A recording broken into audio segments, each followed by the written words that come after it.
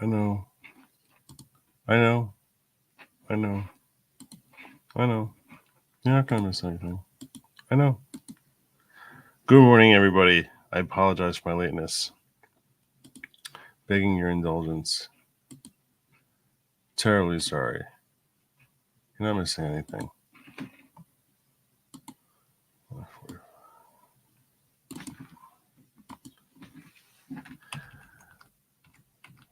You wouldn't believe it, but I mean, I had my homework ready. I had it ready.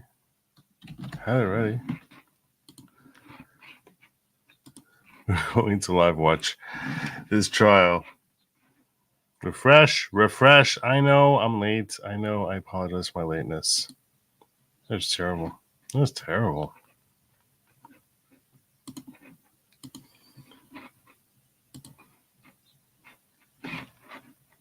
I have it up here.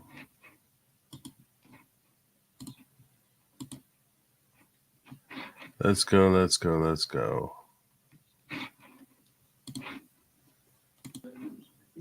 It's now in session. The Honorable Judge Scott MacAfee is presiding. Going out on the order. Thank you all. Please be seated.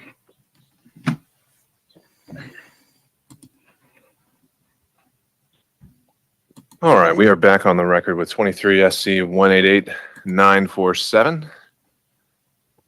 Hearing today for argument on a couple of the still pending motions that remain. And so if I could first have counsel who are present here arguing today, starting with the state, identify themselves for the record and if their clients have waived their presence. Good morning, Your Honor.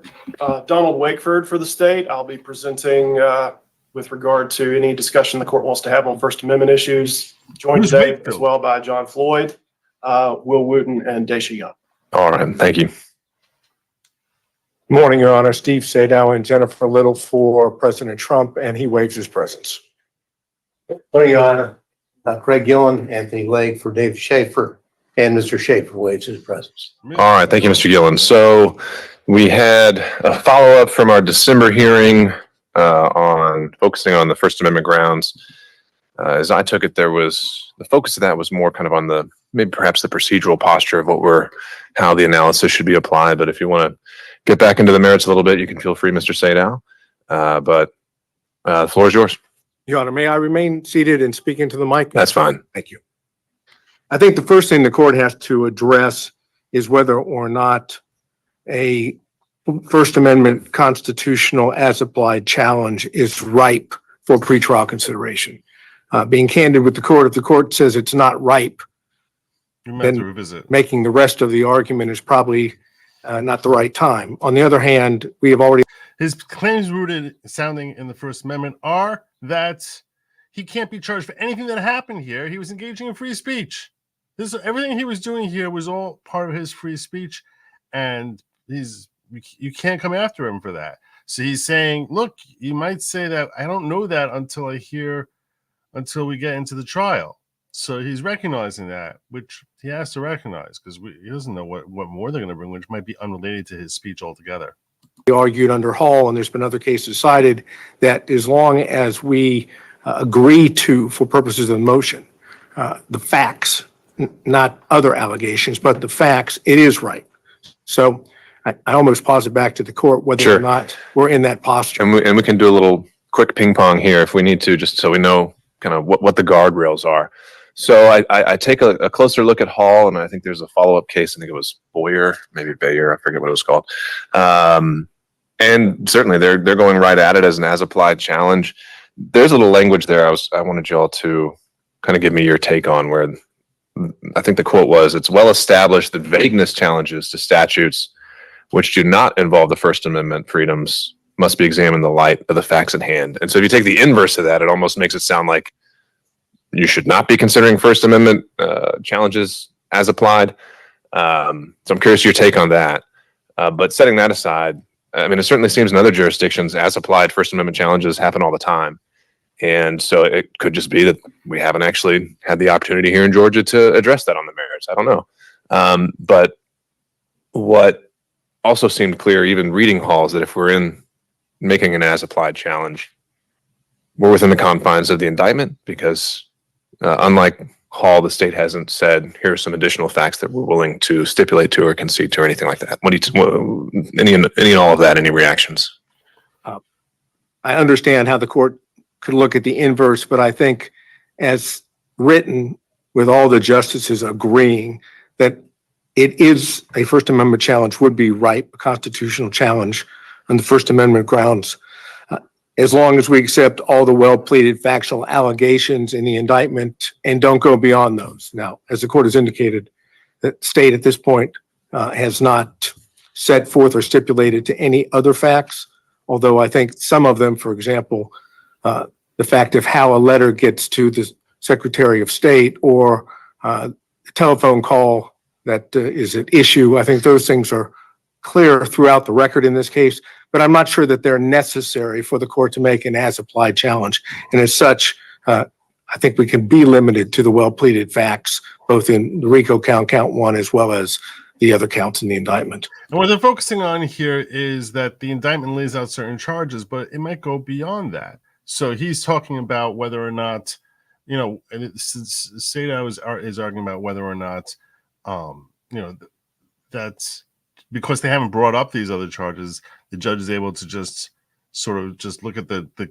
charges as listed now and see whether they are insufficient without, if the judge were to recognize the First Amendment rights, whether and apply it throughout and say everything, all of the speech related stuff is there, whether if you and take out this all the First Amendment from the indictment, and there would be insufficient grounds left, whether he has to afford the state an opportunity to actually go through the actual trial process, where other elements that are not First Amendment related would be maybe end up that are not pled in the indictment may end up being proven by the state.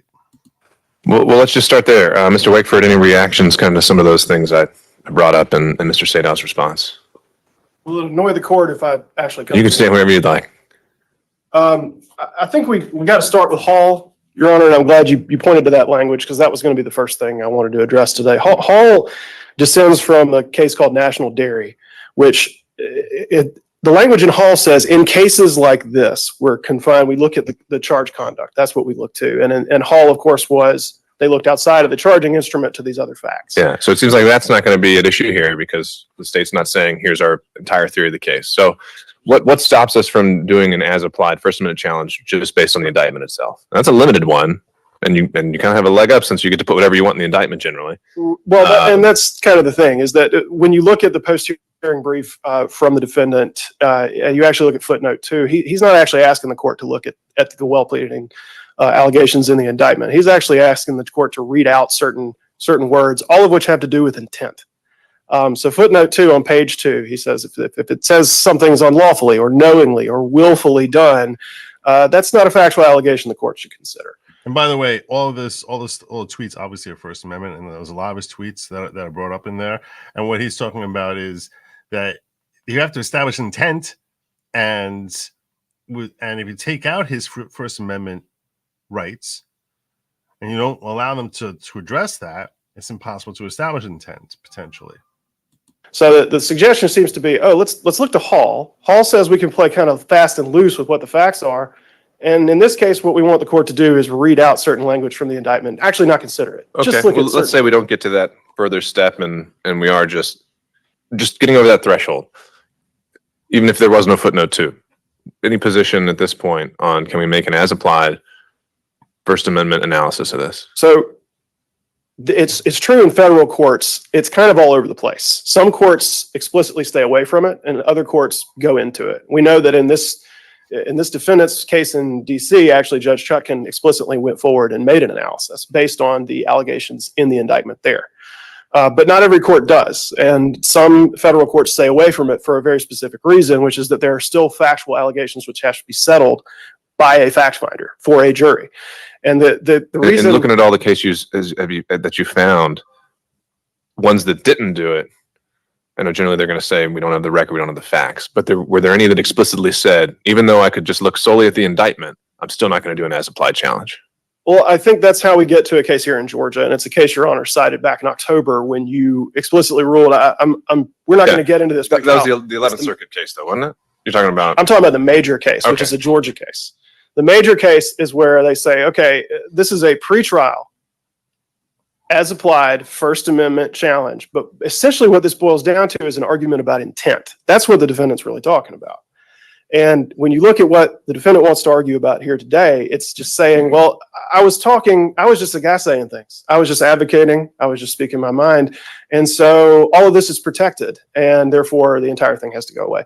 That is a I think question. that's your strongest argument on if we're in the analysis of the as applied challenge. I'm still just trying to get over and really understand the procedural element of it. Well, and that's what Major says, is that because that intent question has yet to be answered, and the jury is the entity that answers that question, it's premature to consider this.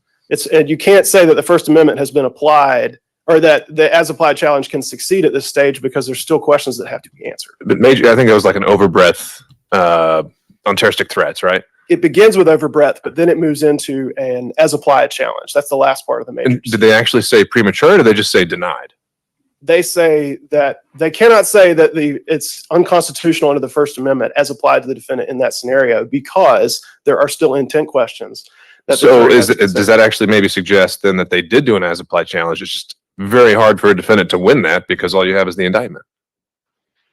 That is a way that you could interpret it. It would suggest that an as applied challenge cannot succeed under the First Amendment because speech integral to criminal conduct is not protected. A well-pleaded indictment is going to demonstrate that speech that is pled as part of a criminal charge is integral to criminal conduct. And so there's nothing to decide if you're looking and you're cabined by the indictment. So we sort of have two routes here. Neither of them result in the grant of this motion. One says, the court says this is premature. There's questions that have to be answered. Any First Amendment challenge has to happen after there's a factual record to look to. And the other says, okay, I can get to this today. It's not that I can't. I can, but there's nowhere to go because all of the speech is pled as integral to criminal conduct, and therefore it's not protected by the First Amendment. You could envision an indictment. I don't remember if Alvarez was a post-trial or pre-trial thing, but you could envision an indictment where perhaps they've drafted it to solely target speech because of its falsity or something like that. So maybe there's a use for an as-applied challenge in that kind of a situation. That's a fair point, Your Honor. It's just not the situation here. And It's not going to be the situation in almost any case. That was a special case where, of course, you have a very unique statute that was punishing. But that was really a facial challenge, too, because it was saying, like, this is just punishing falsity for falsity's own sake. Yeah. None of the charges in this case are about that. They are about falsity employed as part of, or statements employed as part of a pattern of criminal conduct in numerous ways. So there's nowhere to go. And so I think it requires dismissal or denial at this stage, because you either can't reach it because there's facts that have to be established, or the indictment establishes that none of the speech is protected by the First Amendment. And the inquiry immediately ends. All right. And his point is that not all speech is protected. Obviously, if it's criminal speech, it's unto itself. In that case, that the First Amendment protection doesn't apply to that. So that's where Wakeford's coming in now. That at this juncture, you have to deny this. You have to deny the motion, because you can't just assume that the speech is necessarily going to fall under being a protected class of First Amendment, because it could be illegal speech. It can't be illegal speech just based on the fact that it's not true, because that First Amendment rights go toward whether or not it's true or false. You have a First Amendment right to lie, but you don't have a First Amendment right to lie for the purposes of engaging in fraud. And that's what Wakeford here for the state is arguing. All right, so back to you, Mr. Sadow. Let's move forward with the idea that we're making an as-applied challenge solely confined to the indictment. This isn't a facial challenge. You're not saying any of these statutes are on this face Correct. Unconstitutional. And your argument is that this is core political speech. Correct. So some crimes can be achieved solely through speech, though. Terroristic threats, solicitation. Why is that not what's happening here as alleged? Well, I think it requires kind of a detailed analysis. So if I may. Sure. All right. So the first thing we have to decide is whether or not, and we're talking about President Trump. We're not talking about the actions of others. We have to look and see whether or not that which has been alleged as facts is in fact core political speech, political discourse, protected speech at its zenith. I don't think there's any question that statements, comments, speech, expressive conduct that deals with campaigning or elections has always been found to be at the zenith of protected speech. What do we have here? We have election speech. So one must determine immediately whether that constitutes core political speech, and I suggest that it does. Now, does that make a difference ultimately? Yes, because the more core speech, the more it is protected, the less the government should be involved in restricting it. I don't think there's any real doubt about that. So then the question becomes, is the mere fact that the state here represents that it is false or fraudulent under the statutes, is that enough? Now, from what I just heard, I think the state's position would be yes. All we have to do is say it's false, it's integral to criminal conduct, it's fraud, and therefore it can't be unconstitutional as applied. I don't believe that that's what the law says. I think what the law really looks at is as to each individual application of a statute, whether or not the falsity in and of itself alone is sufficient. And I think the case law indicates that that's not so, particularly, and I don't need to go back through in detail everything that Alvarez said, but I think Alvarez is important because even when you talk in terms of, and I'll start with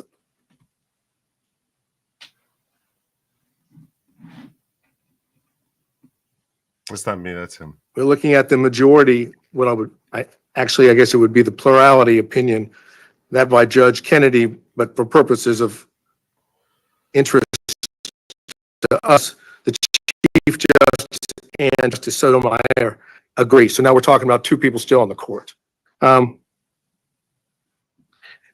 I'm looking specifically at page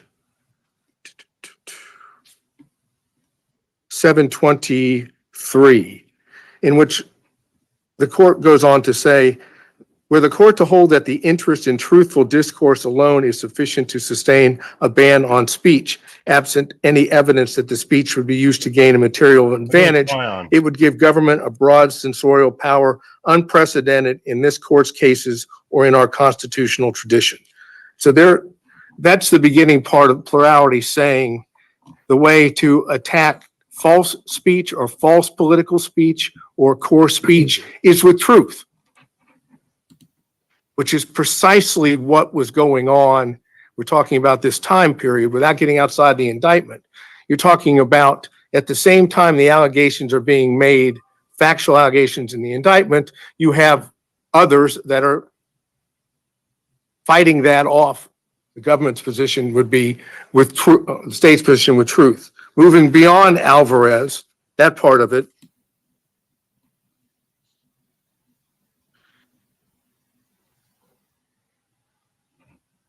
you have Justice Kagan with Justice Breyer.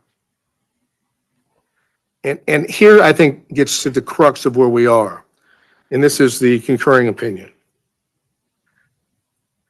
It goes through a litany of false statement cases in which the government's position in Alvarez is being false in and of itself is enough. That is, once you determine it's false, we're done.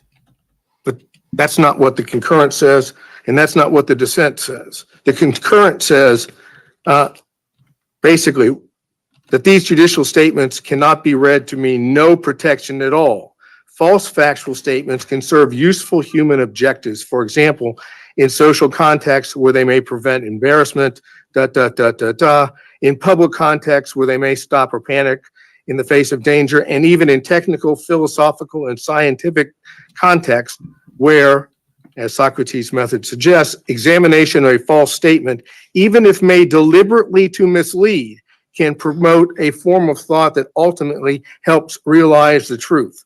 And And then it goes on and says, even a false statement may be deemed to make a valuable contribution to public debate since it brings about the clear perception and the livelier impression of truth produced by its collision with error. So this is the proposition that it's not the falsity alone that controls. It's the context in which the speech is made. And if it is deemed false, and for purposes of the indictment, we have to assume that it is false because that's what the facts have been alleged. That doesn't mean it's the end of the analysis. Why do we not also have to assume, since it's an allegation, I think you say in your brief, that it's unlawful, willful, and knowingly false? So, because at least our position, President Trump's position is, those are not words of fact. Those are words of legal connotation. And that while they have meaning, that would allow, for example, let's go to Alvarez and the Stolen Valor Act. Just because they alleged that it was unlawful didn't mean it wins.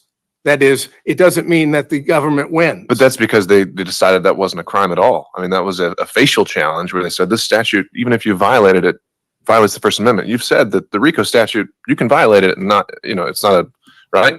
So we put legal conclusions in indictments all the time. I think that's going to be part of Mr. Shafer's argument in just a minute. I mean, you said a moment ago, just because the state pleads it, you don't think that's enough in an as-applied challenge, and I'm trying to figure out as why. to statements such as legal conclusions are unlawful and so forth.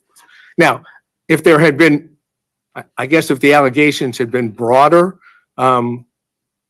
maybe we wouldn't be at that crossroads. But those aren't facts. The facts, as I've outlined or we've outlined in our brief, you take the overt acts, you look at those overt acts, and then those, the same time, and then look at the substantive offenses or conspiracy offenses in the rest of the body of the indictment. Words like unlawful don't change that. At least that's our position. So now we're talking in terms, going back to Alvarez and the concurring opinion, you're talking in terms of falsity alone is not enough. There are situations, contexts which override just the falsity alone. And that's, again, the political discourse. And by the way, if you can't see Sadow, he's sitting in the gallery next to the podium, on just to the left of the podium, just to clarify that. And he's making the point that even if what he said was false, that doesn't affect his First Amendment rights. And you can't rely on the falsity as a basis to say that that's a reason he can be charged, and that you can throw this in there. So even if the court were to find that his statements were false, that alone was not a basis to say, oh, we're just going to ignore his First Amendment rights. The political speech, the more significant it is to certain issues, clearly being president of the United States at the time, dealing with elections and campaigning, calling into question whether what had occurred, at least in the election of 2020 for president, that's the height of political speech. And then you go even to the dissent, which I think is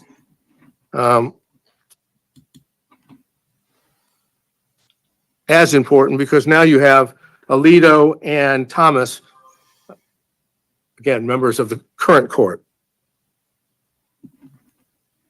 And I go to that.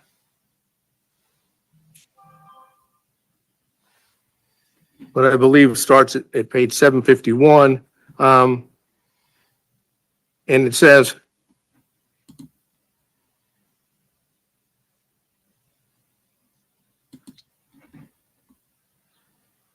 even where there is wide scholarly, and this is 752, even where there is a wide scholarly consensus concerning a particular matter, the truth is served by allowing that consensus to be challenged without fear of reprisal. Today's accepted wisdom sometimes turns out to be mistaken. And in these contexts, even a false statement may be deemed to make a valuable contribution to public debate, since it brings about the clear perception and livelier impression of truth produced by its collision with error, citing U.S. Supreme Court. That's the essence of what we have right here. That's the facts that have been alleged. I raised my mic a little. Essentially, the state's position is because, as alleged, what President Trump said speech-wise or expressed either through his speech or conduct, which is still freedom of expression, because that's false in the eyes of the state, it's lost all protections of the First Amendment. And the concurring opinion, the dissenting opinion in Alvarez suggests just the opposite. If anything, under the circumstances, it needs more protection, not less protection.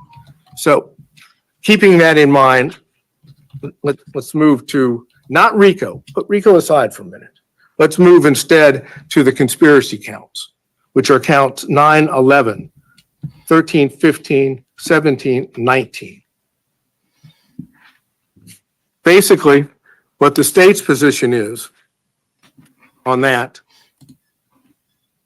because it took this position previously in its filing on September 27, 2023, in response to that which was filed by Chesbro. And I'm aware, of course, of the court's order that dealt with Chesbro, and it didn't deal with the as applied. So I'm dealing. And more so in that one, as I go back and look at it, there was a much more kind of concerted effort to bring in facts outside of the indictment, right? And they started talking about, well, there was a transcript at the meeting, there was this, so it didn't really seem to be a true as applied challenge, right? But as the court noted in its order, at that point, it didn't determine that it was ripe for a pretrial challenge. So I'm taking what Chesbro, what the state said as it applies now, because it says in that brief that it was both as to facial and as applied challenges. Essentially what it says is, as to those counts, 9, 11, 13, 15, 17, 19, as to 9, 11, and 17, the mere fact that it alleges a fraud is enough. That's what's on page 5 and page 6. Since each of those statutes prohibit conduct involving fraud, we don't go any further. And I'm suggesting that's wrong, that you must go further. You must look at the speech itself, the expressive conduct itself in connection with those specific statutes. That's what the as applied is. The fact that it's a fraudulent statute.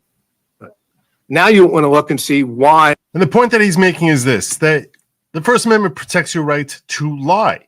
And you can't just say, well, the lie was for the purpose of committing fraud. And by saying that, all of a sudden, First Amendment rights go out the window. That's not enough.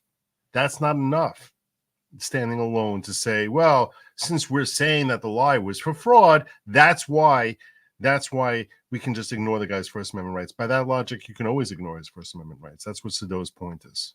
Under the circumstances here, you can't fix the problems that the First Amendment causes for the charges just by throwing out the word fraud. There needs to be more to establish that it was actually intended for fraud.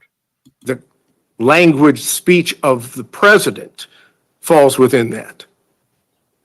And if you look at it in that sense, the mere fact that it's false is all that they have.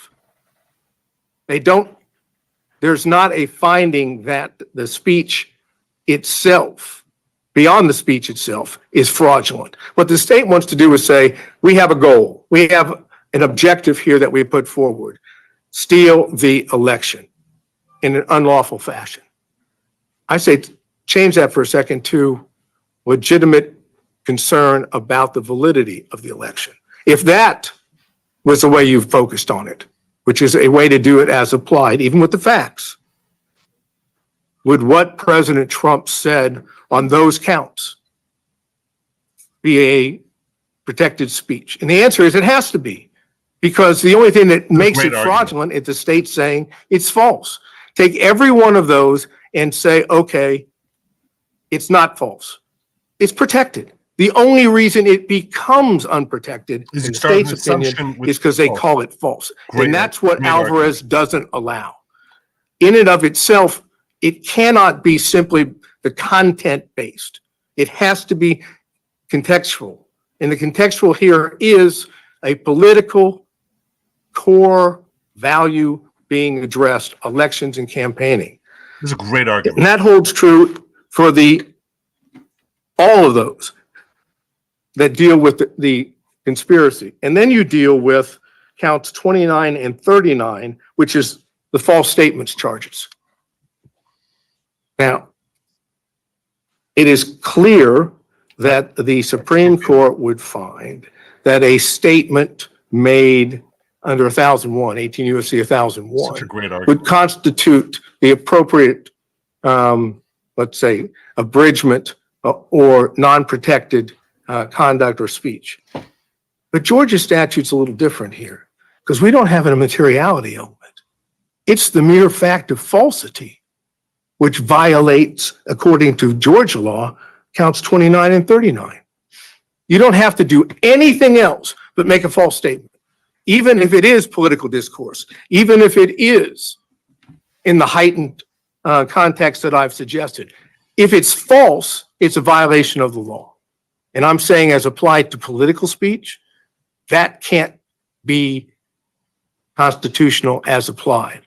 Remember, no materiality, simply the fact that he said it. So essentially, what the state's position on that would be, it didn't have to be sent to anyone of consequence in the state agency. It just had to be said. Indeed, if you look at, and the most probably best example is count 39. Check the That's a crime. letter written after the election in September of 2021 The from crime. President Trump Down here. to Secretary of State, in which it has, according to that, one statement. And that constitutes, according to the state, falsity, but it's clearly political speech. And it's clearly being related to the activities and the matters that of election and campaigning, even after the fact. It's still related just to that. So looking at 29 and 39, I think you have a situation in which the falsity alone is all they have as applied here to political speech. It is unconstitutional as applied under the First Amendment. And then finally, you have count 27. Quick question on that. Had you, I hadn't located one. Had you found anyone ever attempted a facial challenge on 161020? Yeah, in fact, I don't remember the name of the case, but it has been upheld. Even though there was references to the fact that maybe materiality should be part of it. That's got to be the Haley. Haley case. That's Yeah, right. That's right. So, Okay. yes, facially, yes. But Haley, of course, didn't go to the extent of trying to Sure. determine as applied in a particular context. And it's, again, I don't to repeat what I just said, but here we're talking about the heightened value of core political speech. And then with 27, we're talking about the filing of a false document. And political speech is the most protected speech under the First Amendment. That's well established. That the purpose of having free speech, that the political speech by its nature is one of the main reasons that the First Amendment protects free speech. So there's sort of a heightened protection there that we need to be careful to not punish people for their political speech. Again, the only thing there that involves President Trump is an attestation on the complaint. Now, all it refers to in the indictment is complaint. But again, we're talking about the act, the falsity or the filing of false document is the Great point, falsity Matt. in the document itself. And I'm suggesting under the circumstances that and that alone wouldn't violate that statute as applied. So regardless of the facial challenges, the question becomes here, is the mere fact that the state says fraud or false statement enough to get by an as applied challenge? And our suggestion is it is not. Now let's go to RICO.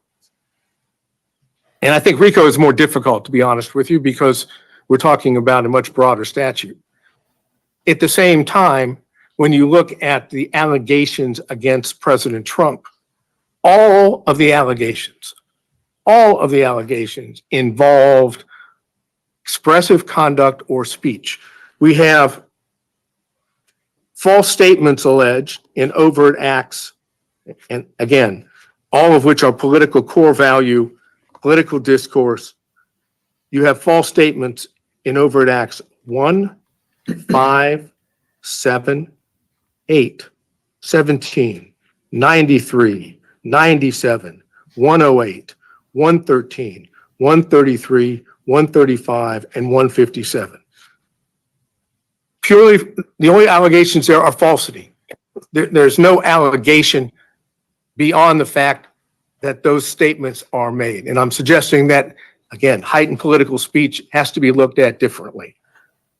When it comes to tweets, which is, at least the way the state sets it forth, is also political speech.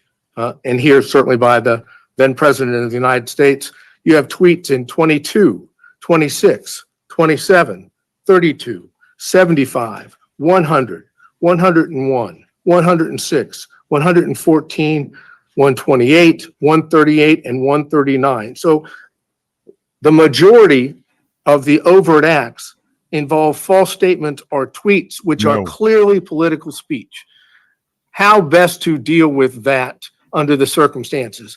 To prosecute those under a broad RICO charge, supposedly with contesting an election by, I guess, illegitimate speech or expressive conduct? Or is the way that we are set up as a country is that the First Amendment plays through this by others, by those that are complaining that it's false, proving it's false, bringing forth the truth? That's the essence of what Alvarez has said. That's the essence of what a case called Brown versus Hartledge, which is cited in Alvarez. It's 456 U.S. 45 at 61, a 1982 decision. All of those speak in terms of when you're dealing with that speech, that political speech, you're best to deal with it through the pushing forth a counter view of truth, not prosecuting the speech maker or the person that is articulating his political views. Which I want to point out, for Sadow, even if he doesn't necessarily knock out these charges, if he manages to get an order from the judge limiting the government in that they are not allowed to discuss these tweets at all, that helps Trump significantly in overcoming the RICO charges. And that's what he's trying to get at here as a bare minimum. He'd ideally like to get the RICO charges thrown out, but as a bare minimum, that all the free speech that he engaged in through his tweets and perhaps the speech at the ellipse as well, that all of that must be thrown out. Here we've or kept out of the trial. Done just the opposite. We have decided that because those views were unpopular and in state's opinion false, we must prosecute them to stop them from happening again, which is, again, the essence of why it's unconstitutional as applied, because that's not what the law says. Finally, the rest of the overt acts, either telephone calls or meetings or requests, no false statements. They're just acts, expressive acts. And they're in there as well. Those are political acts. And for the court's benefit, because I know there's a lot of overt acts, those are 9, 14, 19, 28, 30, 31, 40, 42, 43, 44, 90, 95, so many things 112. Legal. What was in the old indictment is 123, paragraph, or number 2 is now, I think, is 125. 130, 131, 140, and 156. There is nothing alleged factually against President Trump that is not political speech. So what this court has to decide is the state's position that fraud or false statements under these circumstances, which I suggest really is alone, is that enough to get it by an as-applied challenge? Our position is it's not. Is there another way to look at this? They're going to argue at the same time that it's integral to criminal conduct. But it's the speech that's being punished. That is the criminal conduct.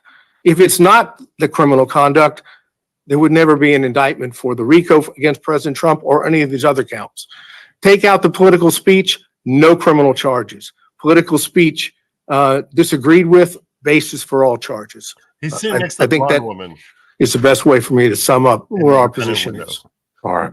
Thank you, Mr. Sadow. All right, Mr. Wickford or Mr. Floyd, if there are any points that you wanted to address or respond to. I'll start you off with this. It certainly seems that the primary case driving Mr. Sadow's argument would be Alvarez.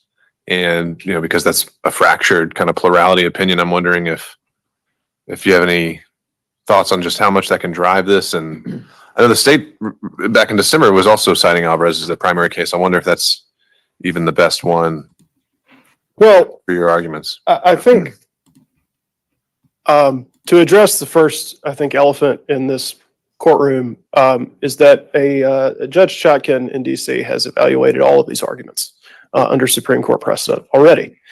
So I would refer Your Honor to that court's analysis because I'm hardly going to improve upon the findings of a federal judge. However, speaking specifically to Alvarez, it is a plurality opinion with several different opinions written by other justices. What they all agree on, though, is that Alvarez doesn't change the law that speech integral to criminal conduct is not protected under the First Amendment, and that that's not what Alvarez was about. It was about punishing falsity for its own sake. So the question is that what the state is doing here? And by fundamentally rewriting the indictment, the defendant is suggesting today that that is somehow what the state is doing, when actually what the state is saying is that these statements made by the defendant were all employed as part of criminal activity, various conspiracies, frauds, intentions with deceit, and violations of the law. It's not just that they were false. It's not that the defendant has been hauled into a courtroom because the prosecution doesn't like what he said. He is free to make statements and to file lawsuits and to make other legitimate protests. What he is not allowed to do is employ his speech and his expression and his statements as part of a criminal conspiracy to violate Georgia's RICO statute, to impersonate public officers, to file false documents, and to make false statements to the government. That's what he's alleged to do. He's not charged under 161020 because he told some lies. Although it is very interesting to hear counsel for Mr. Trump tell us about the usefulness of lies. He's not being prosecuted for lying. He's being prosecuted for lying to the government. That's a crappy thing to do, and it's not a smart thing to do because he's getting snarky and implying that just because Sadow addressed the fact that, you know, from the state's position, Trump was lying, for him to basically start implying that there's some sort of, you know, that there's a recognition from Sadow that there were lies is a pretty crappy thing. And I think the judge would see, has displayed enough intelligence that he'd see through that. That was crap. Act which is illegal because it does harm to the government. That's the reason that it's illegal. That's why it's different from the statute evaluated in Alvarez. Same thing with filing a false document. It's not just that you made a false statement. It's that you swore to it in a court document and submitted it to the court. That does harm to the judicial system. That's obviously different from just falsity being punished for its own sake. And that is what each and every charge in the indictment demonstrates, is that these statements are part of criminal conduct that is larger than just the false statement on its own. Especially with the RICO charge, where what we see is that this is a criminal organization whose members and associates engaged in various criminal activities, including but not limited to false statements and writings, impersonating a public officer, forgery, filing false documents, influencing witnesses, computer theft, computer trespass, and on and on and on. What the defendant is suggesting to Your Honor is trying to get around to the fact that because it's almost saying that because these statements are false, that these charges should be dismissed. That's not at all what he's saying. It's like, well, you can't punish falsity on its own, and yet each time you look at the charge, the state is saying that he lied. No, you can't determine something to be false just because they said that. And even if it is false, even if we accept your position that it's false, that it still is something that would be protected because political speech or that's false is protected. This is an empty way of framing it, his argument. That must be the end of the inquiry. But that's not the end of the inquiry at all. That's not what the indictment says. It's not just that he lied over and over and over again, as counsel for the defendant points out by listing all of the instances in the indictment. It's that each of those was employed as part of criminal activity with criminal intentions. And we finally get to a place where where I knew we would end up, which is saying, I believe Your Honor was requested to think about it as not as lies, but as legitimate concern about election issues. Well, that sounds like a trial argument to me, But this is why I began by talking about intent with Your Honor, because I knew we were going to end up in this exact place where he said, Not today. sure, you can look at them as lies because they weren't true, or you could think this is just well-intentioned concerns from a American citizen speaking his mind. And that, of course, would probably be a pretty good argument to put before a jury, and I expect we will see it, but it's not a basis for dismissing the indictment. The whole question of intent is no doubt going to be brought up. It can only be determined by a jury. And that's the best argument that the state has. That's the problem that Sadow has to try and overcome. But what we have heard here today is an attempt to rewrite the indictment, to take out the parts that are inconvenient and only say, well, it's all speech, it's all talking, and he was just a guy asking questions, and not someone who was part of an overarching criminal conspiracy trying to overturn election results for an election he did not win by violating the RICO statute, by making false statements to the government, by filing false documents, by impersonating officers, and doing a whole host of other activity which is harmful in addition to the falsity of the statements employed to make them happen. So I think there's been a suggestion that Your Honor can sort of reframe what you're looking at, but Alvarez does nothing to Part of the stupidity of this is, imagine if Raffensperger said, you know what, I'll look again. Let's say he had listened to him and said, you know what, I'll look again. And then when he looked again, he actually saw that Trump had won. Would anyone think that what he did was illegal? That's what displays the emptiness of the state's argument here. No one would argue. And that's why whether or not Raffensperger listened to him or they can't be deemed to be a crime. Just because whether Raffensperger listened to him or whether or not Raffensperger, if he listened to him and did it and then didn't find the fraud, that doesn't now determine whether or not his statement is a crime. shift the basis that the court should stand upon when evaluating the indictment. And that is to say, is this speech being punished solely because it's false, solely because of its viewpoint? Later. Or is it speech that's being demonstrated as integral to a pattern of criminal activity? And finally, the fact that it speaks to political concerns or core political speech, and this is something that the court in D.C.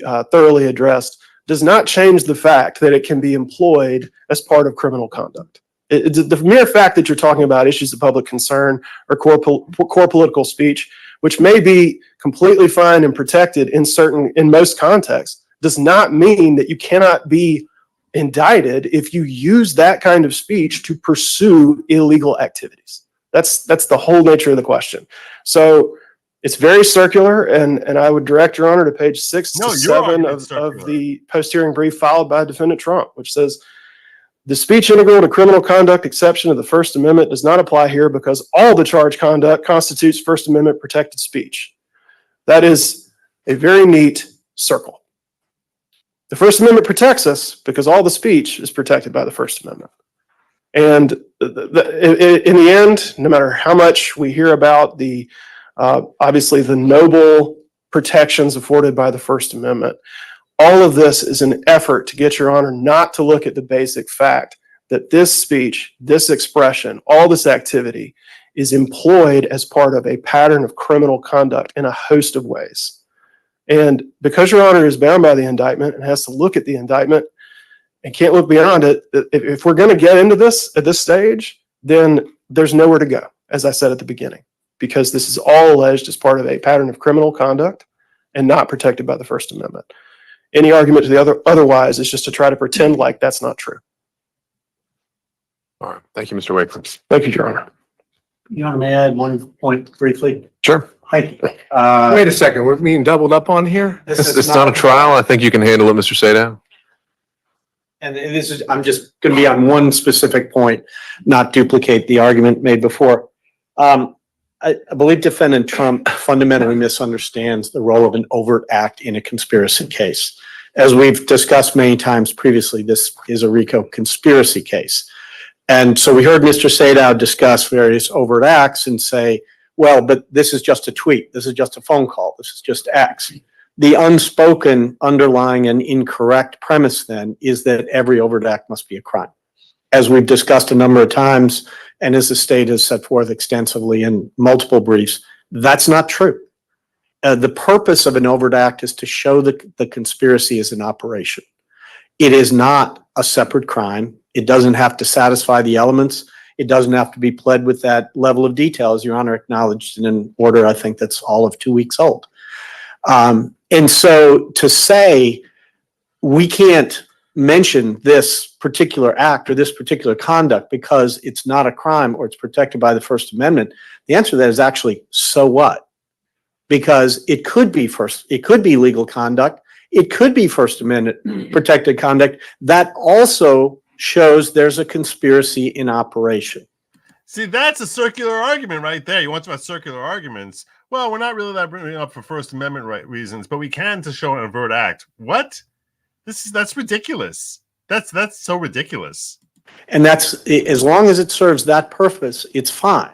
And so overt acts should not be examined by a standard that has no application to them. They are not separate freestanding offenses. And there is federal case law that, if need be, we can cite it to you, that has said an overt act can involve First Amendment activity. Really? Its purpose is not to be something that is separately charged here, separately subject to a separate sentence. Its purpose is to show that there is a conspiracy and it's an operation. Georgia RICO requires one overt act by any one defendant. So of course the RICO would stand if anything, any of the 161 overt acts alleged constituted an overt act. It would only take one. It doesn't take any by Mr. Trump. But the point is, we have an abundance of them by Mr. Trump. And for purposes of the RICO statute and the manner in which it functions, it doesn't matter whether that's First Amendment conduct or not. I mean, my colleague has fully explained why much of this conduct is not shielded under any circumstance by the First Amendment, and I don't mean to contradict that in any respect. But it's important not to lose sight of the function the overt act plays, the role it plays in a conspiracy case here, because it is not the role being suggested by Defendant Trump. All right. Thank you, Mr. Floyd. All right, Mr. Sadow, I'll give you a couple minutes. Final word. Thank you, sir. If I heard what Mr. Floyd just said, that if everything President Trump said was assumed true and included in the RICO indictment, and therefore now we're talking about true political speech, not alleged false, he could still be prosecuted for the violation of RICO. For the overt acts as alleged, let's say even the overt acts ran afoul of the First Amendment. You're saying that wouldn't be fatal to count one? Because at that point, if there could be some other thing they prove that's not alleged as an overt act. Okay, that may, as I understand it, as I understood it as well. But what I'm suggesting is, if all of the overt acts are nothing more than core political speech or expressive conduct, and nothing else is alleged which is not protected by the First Amendment, then you have an insufficient basis for which he has been indicted, because he's being indicted for First Amendment speech and not for unprotected speech. And therefore, the statement that was made about if it were true, we could still use it as an overt act, suggests that they can prosecute true speech, which is what we're trying to get to here. It's the nature of the speech, the political speech, the heightened value of such, which gets this situation different than others, and the fact that it comes from then President of the United States. And he's probably right about that, but that's a weaker argument, because now you're going into terrain. He's basically saying even if if an overt act could be a justification for ignoring the First Amendment, meaning protected speech, this is a different kind of protected speech because it's political. And yes, political speech has been recognized as being something that is more protected, is the most, should be afforded the most protection under the First Amendment. Now you're getting into gradations of the First Amendment that are not really explored by the law in nearly the same level of detail, because it is recognized to be the most protected. But what does that even mean when you say most? And at what point is it enough to overcome that? Even though if it was, so you're basically arguing if it wasn't political speech, then it might not have this protection because it is political speech. It does have this protection. you're asking the court to wade into a sketchier type of territory. It's a weaker argument that he's presenting. The earlier argument that he made is better. Going back to what was said, It's stronger. in addition by the state, what the state claims is criminal here is lying to the government. That's what it said.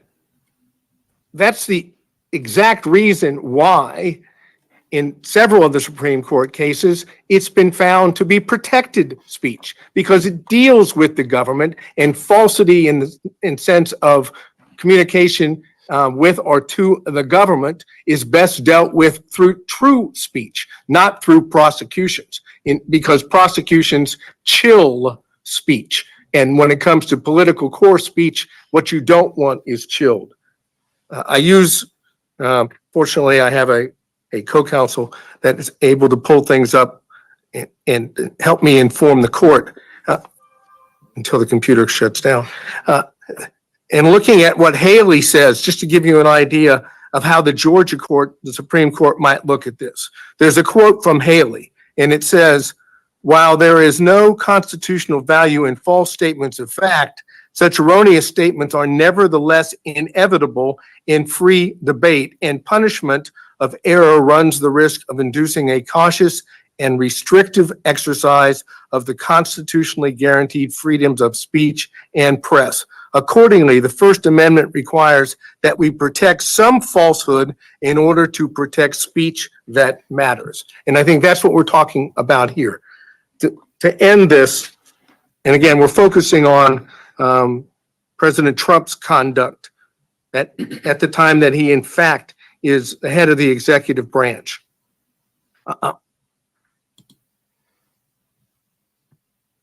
There is references to this in Brown v. Hartledge, and I cited that earlier.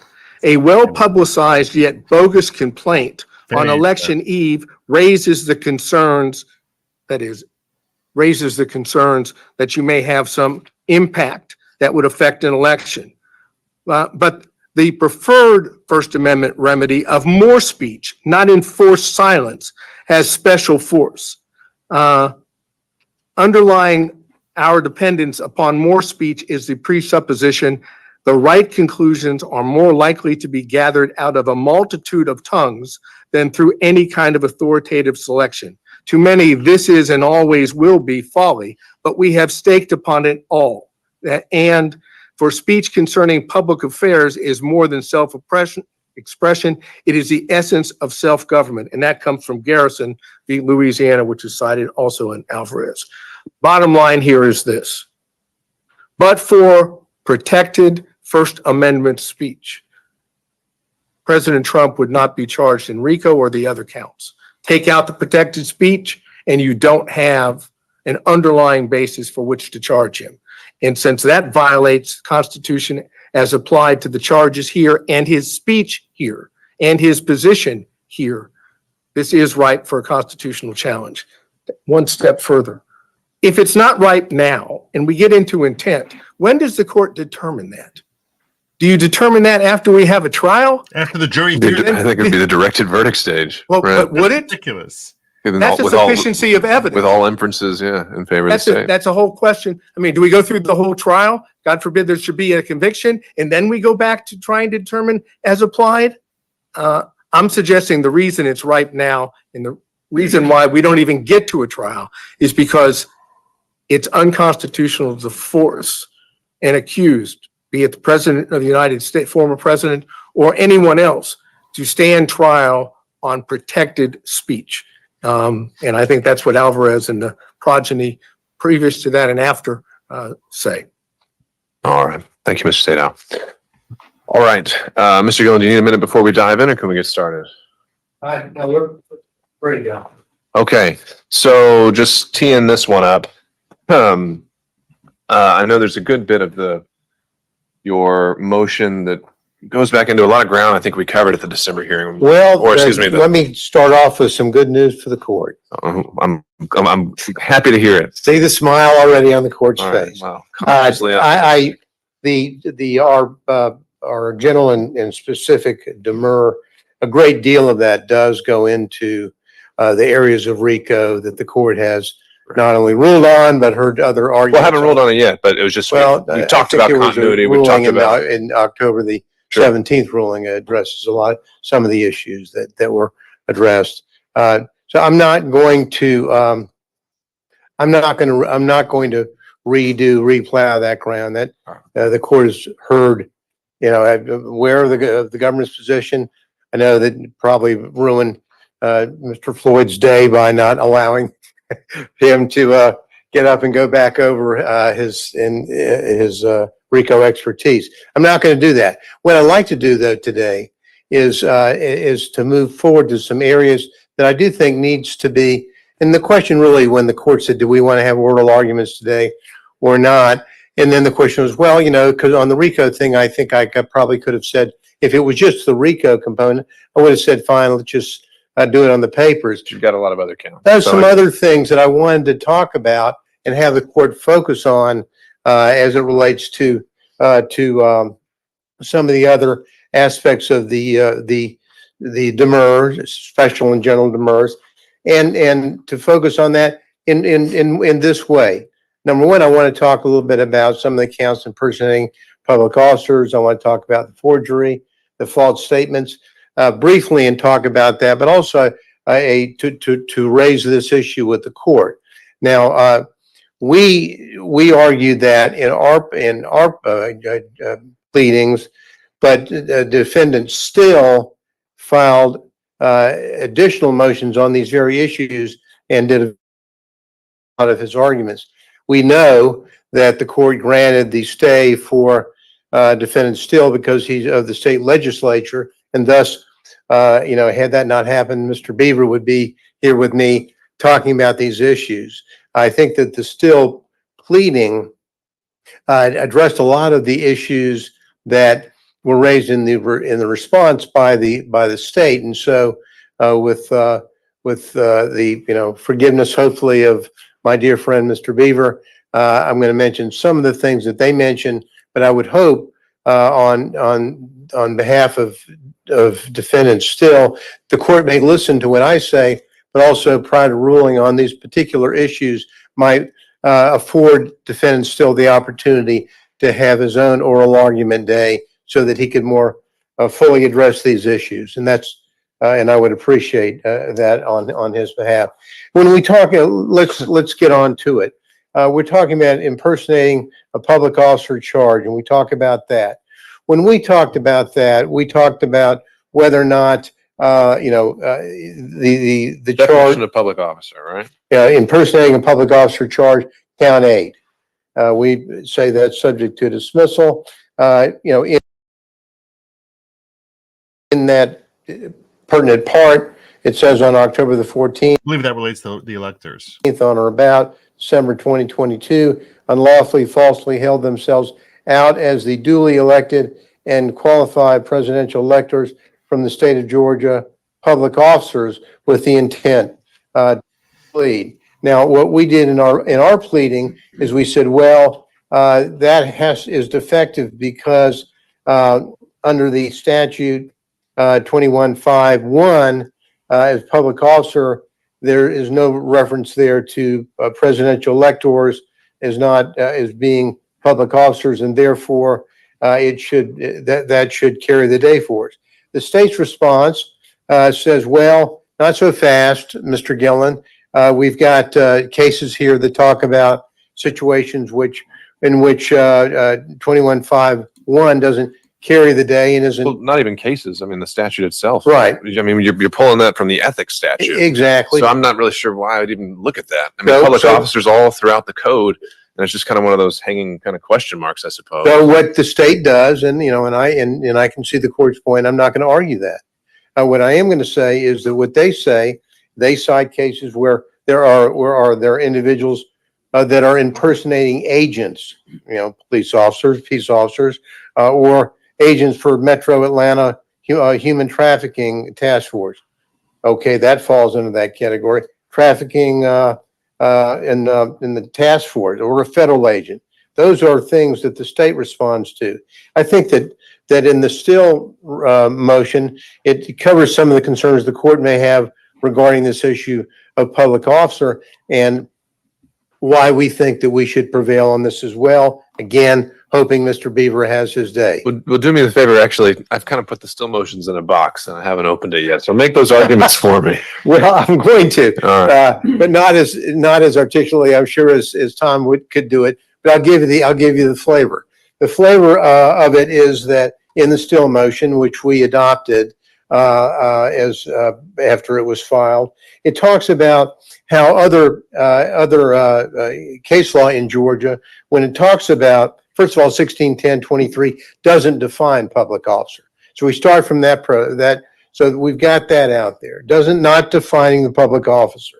Now, but the still pleading does say that the issue of who is and is not a public officer is addressed in other contexts in Georgia law, usually in the quo merito proceedings where somebody's trying to find out the legitimacy of somebody having or holding a particular office. And in that context, there are cases citing in the still pleading that address this very matter. They cite Brown v. Scott and as a case in which the Brown v. Scott case, whether or not an individual has designation or title given to him by law or exercises functions concerning the public assigned to him by the law, they cite Brown. That doesn't, the inquiry doesn't really end there. The Georgia Supreme Court has noted the term public officer involves the idea of tenure, duration, fees, emoluments, and powers, as well as that of duty. And so that's McDuffie v. Ferguson, and that has to do really with grand jurors. So when someone says, well, is a grand juror a public officer? And the court, breaks down an analysis talking about that, saying not really, because grand jurors may only meet for a few days. They're not essentially, they're not there for some sort of duration or tenure. They don't take the same oath of office as prescribed for public officers, and they lack the element of tenure and duration, which must exist to qualify as a public officer. Well, so how would that apply again to like a purely fictional task force? well, I mean, let's forget the purely fictional task force. It would, let's have it, that case law from our Supreme Court, how it applies to our case. And how it applies to our case is the presidential electors are not people who have lengthy tenure, duration, which it must exist. Frankly, their job is to meet for one day. No, and I see your framework there, but if the framework is actually in this, whereas the Metro Atlanta human trafficking course that doesn't even exist. Well, it doesn't. But someone is pretending to be an agent.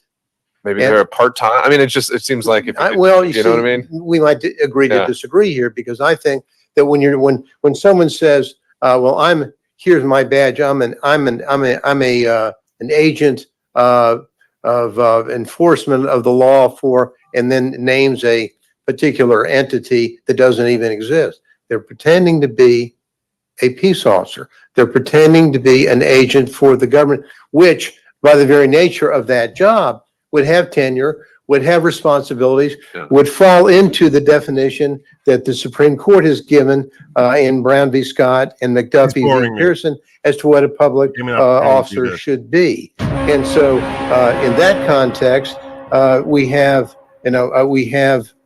the same thing actually.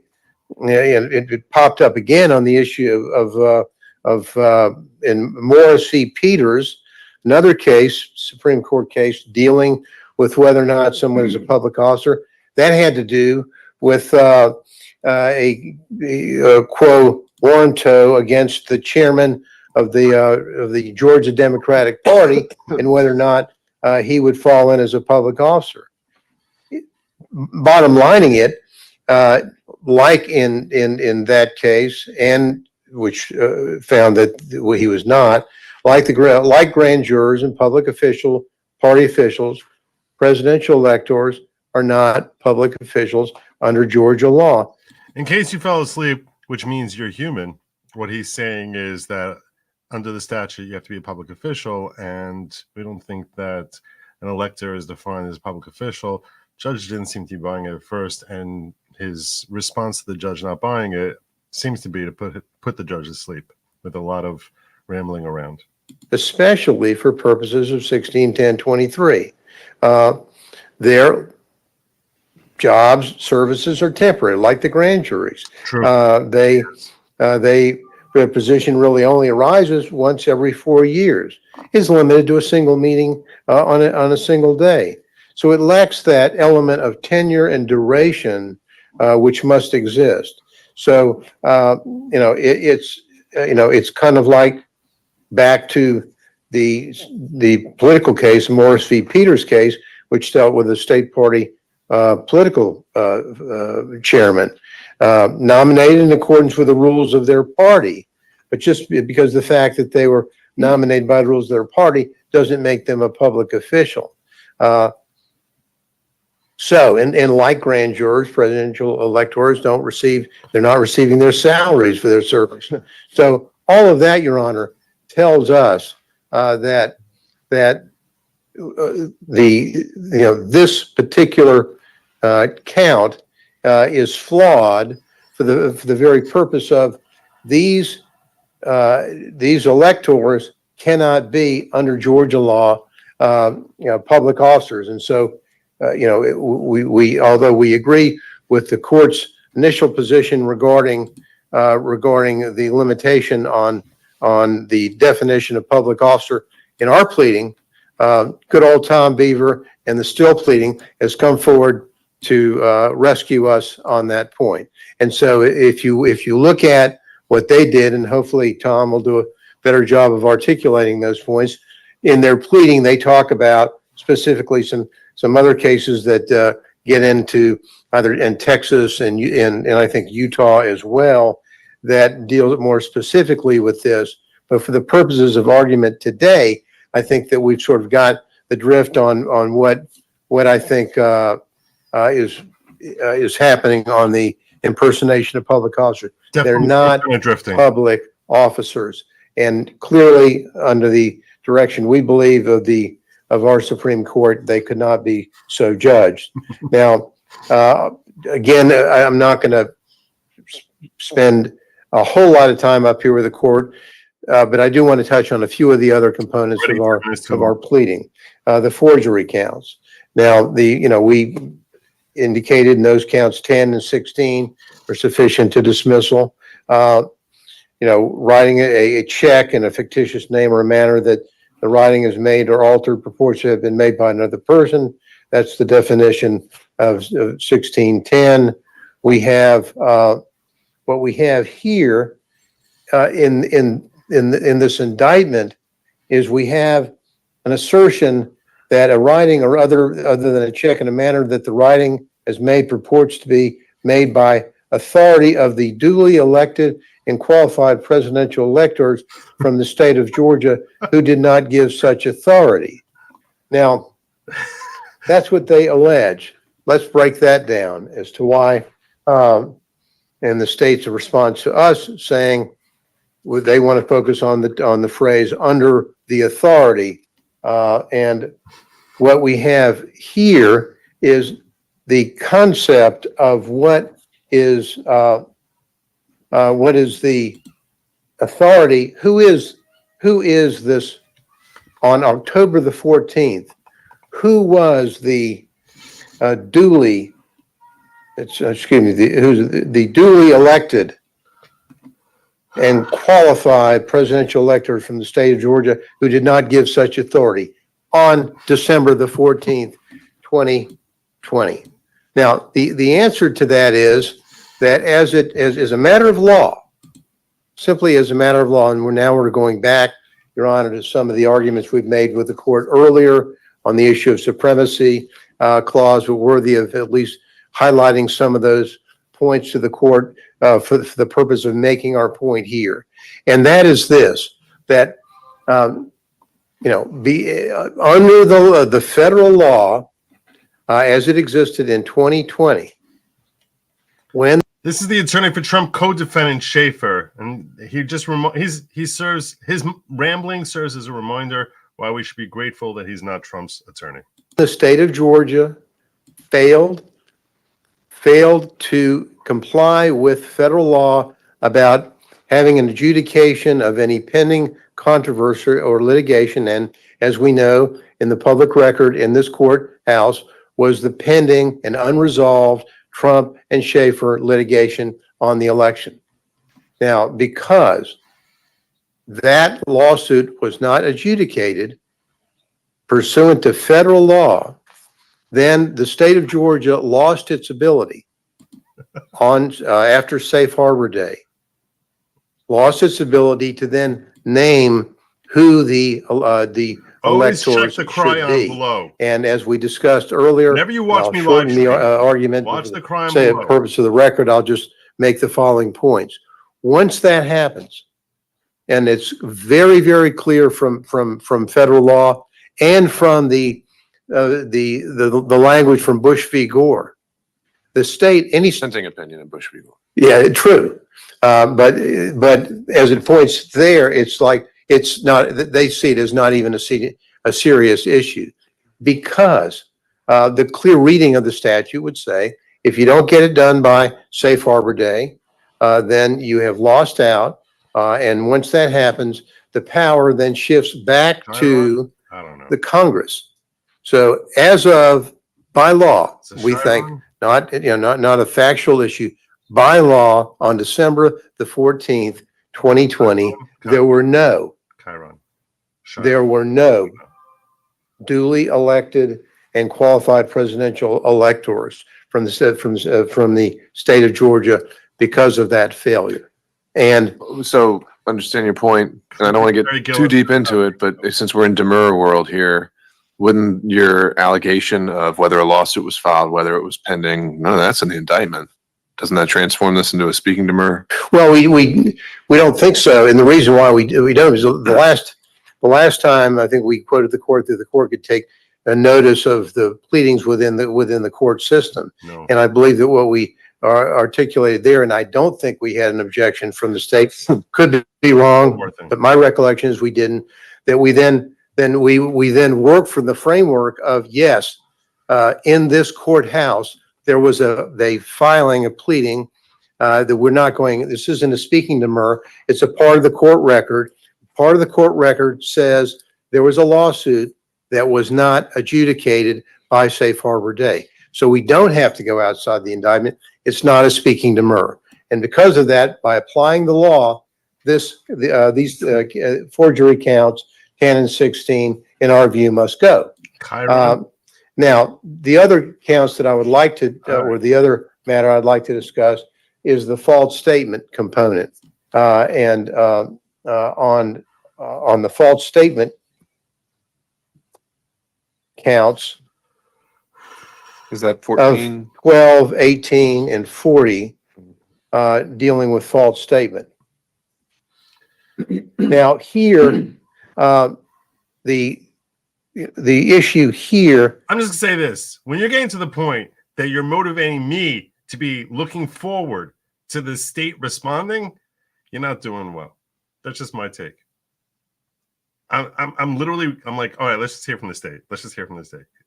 dealing with a false statement, for example, is when they're asserting that there was a document that was sent within the jurisdiction of the Office of the Georgia Secretary of State and the Office of the Governor of Georgia, departments and agencies of the government.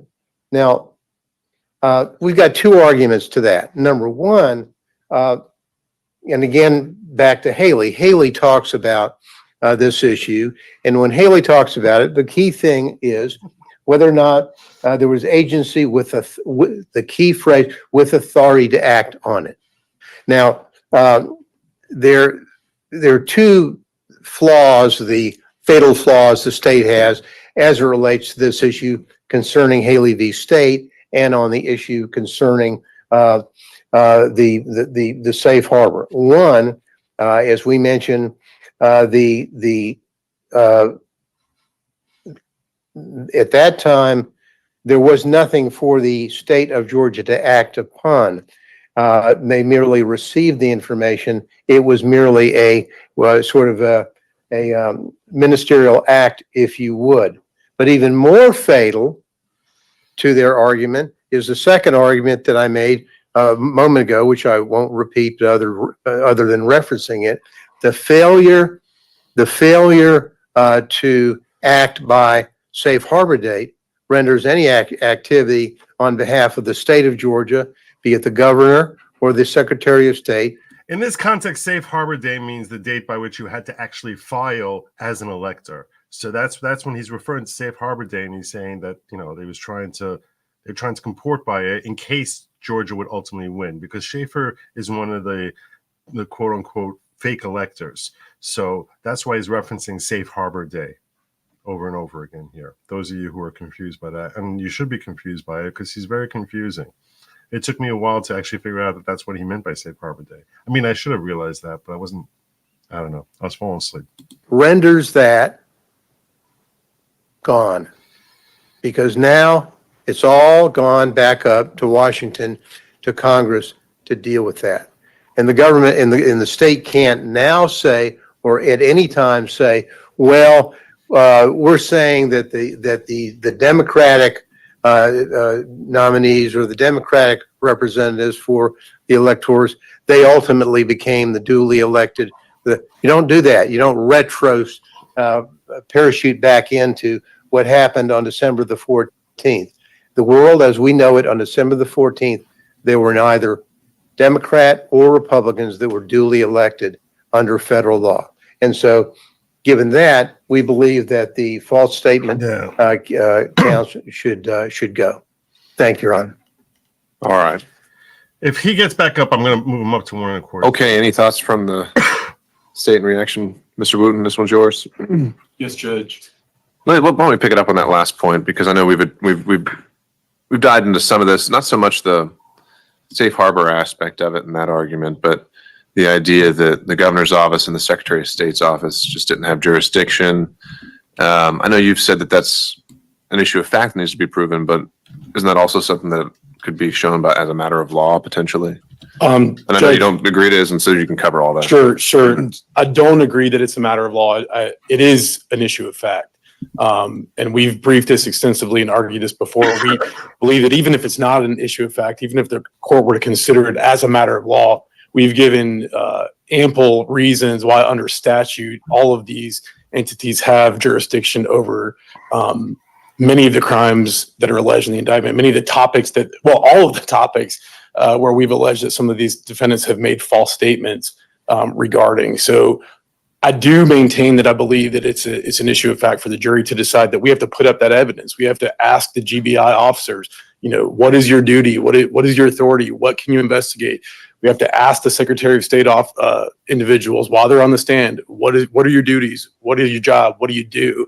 Why are these things relevant? Why are these material to areas where you have jurisdiction to do something? What is your ability to act on these things? I think all of that has to come out at trial. And so as it relates to that argument, I think it's way premature. And anything that again, I always go back to the standard for what is a demur, right? Right. But what I'm saying, just if there was a statute that explicitly, said that they didn't have jurisdiction, remind me, what is it that you're saying, just as a matter of law as a parent, that provides the governor authority over this after the safe harbor date? Judge, I don't have the indictment in front of me, so I'd need to know specifically what statement we're talking. I think this is in regard to the certificates or the paperwork where, if an elector doesn't show up on election day or on December 14th, that the governor has to ratify a replacement of that person. I think there were some documents that were delivered by Mr. Shafer and his co-conspirators to the governor's office, trying to get the governor to do that. That's provided by statute, that the governor is the one that has to ratify a replacement. So statutorily, he absolutely has the authority to act on that matter. Okay. All right. So, but from the top, I think there was a lot of time spent on definition of public officer and some of the allegations raised in Mr. Still's briefing, which I think his motion deadline should be coming up soon. So if he's requesting argument, we'd have him in. Sure. But if you want to make any initial reactions, have at it. Well prepared, Judge. All right. First, I want to kind of, I've made this statement in the past as it relates to Mr. Shafer, and I'll make it again, which is we have to address an elephant in the room. The elephant in the room is that Mr. Shafer is in the 11th Circuit right now, demanding to be recognized as a federal officer. So what are we? I mean, are we saying that this position of elector is an officer or isn't? I think they need to make up their mind there.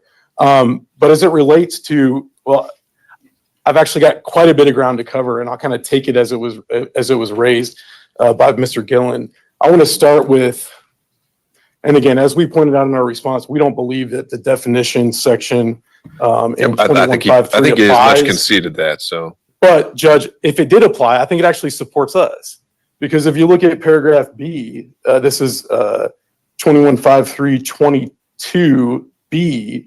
It says public officer means every other elected state official not listed in subparagraph A. So it's a comprehensive definition of any elected state official. So we believe that that would absolutely cover it to the extent that it's persuasive, that it shows that presidential electors are public officers. That definition says any elected state official. So they are elected state officials. State official? I want to hit briefly on the cases that were raised by Mr. Gillen as it relates to what Mr. Still put in his pleadings, prepared to address those.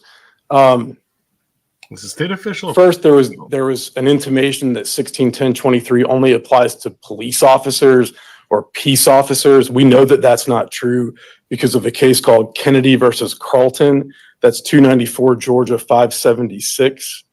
2014 Georgia Supreme Court case where a conviction was upheld for someone impersonating a DFAX employee, clearly not a police officer, a peace officer of any kind. So we can dispense with that argument. Nope. As it relates to the cases that Mr. Gillen referenced, the definition of public officer in other contexts, all of those cases deal with the definition of public officer in the context of a petition for quo warranto. I believe there's 3 cases that are referenced in Mr. Still's pleading. We're filing our response to that tomorrow, but I can kind of take them in turn. Mr. Gillen referenced this list of qualifications in the McDuffie case, tenure, emoluments, duties, etc. That's not the holding of McDuffie. So the way that the McDuffie case is structured is the Georgia Supreme Court says no one's ever definitively said what a public officer is in the context of quo warranto. Well, look, if you're about to file a response and Mr. Beaver may be requesting oral argument, why don't we just save it for when I've had a chance to read these cases and we can be more productive. Sure, I can skip those cases, but I did want to hit a few points, Judge, as it relates to the statutes that establish that presidential electors are public officers. First of all, the actual office itself is created by law. So it's created by the United States Constitution, Article 2, Section 1, Clause 2, and it's also created by OCGA 21-2-10 that actually establishes that there is an office of presidential elector in this state. They have duties that are established by law. Those are established both in the U.S. Constitution in the 12th Amendment, as well as at OCGA 21-2-11.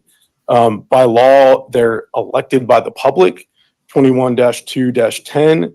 And also there was a reference that they don't get a salary. That's actually not true. There's a compensation for presidential electors that is set forth by law at OCGA 21-2-13. Additionally, the election code itself refers to the office of presidential elector. It refers to it as an office. In 2 places in particular, 21-2-132A and 21-2-132E. And again, we again rely on those cases that Mr. Gillen discussed. Garrison versus the state, 276 Georgia App 243, 2005 case where someone was convicted for impersonating a federal agent, an unspecified federal agent, and that conviction was upheld by the Georgia Court of Appeals.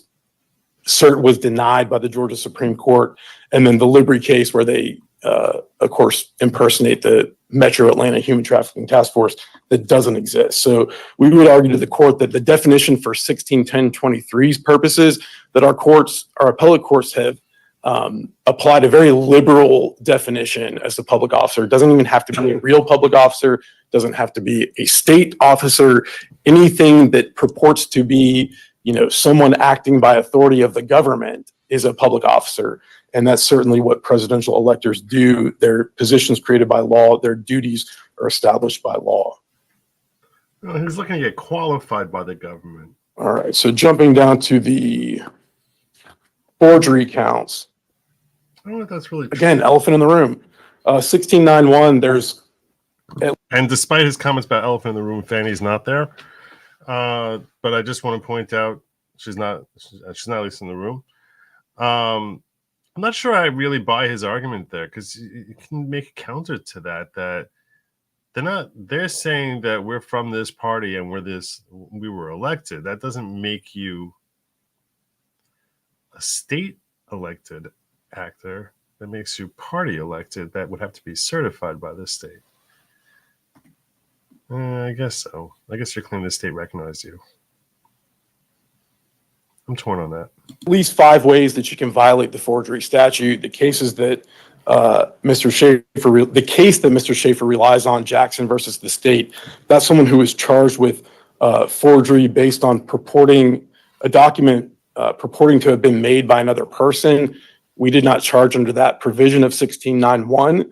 We charged under the final provision, which is by authority of one who did not give such authority.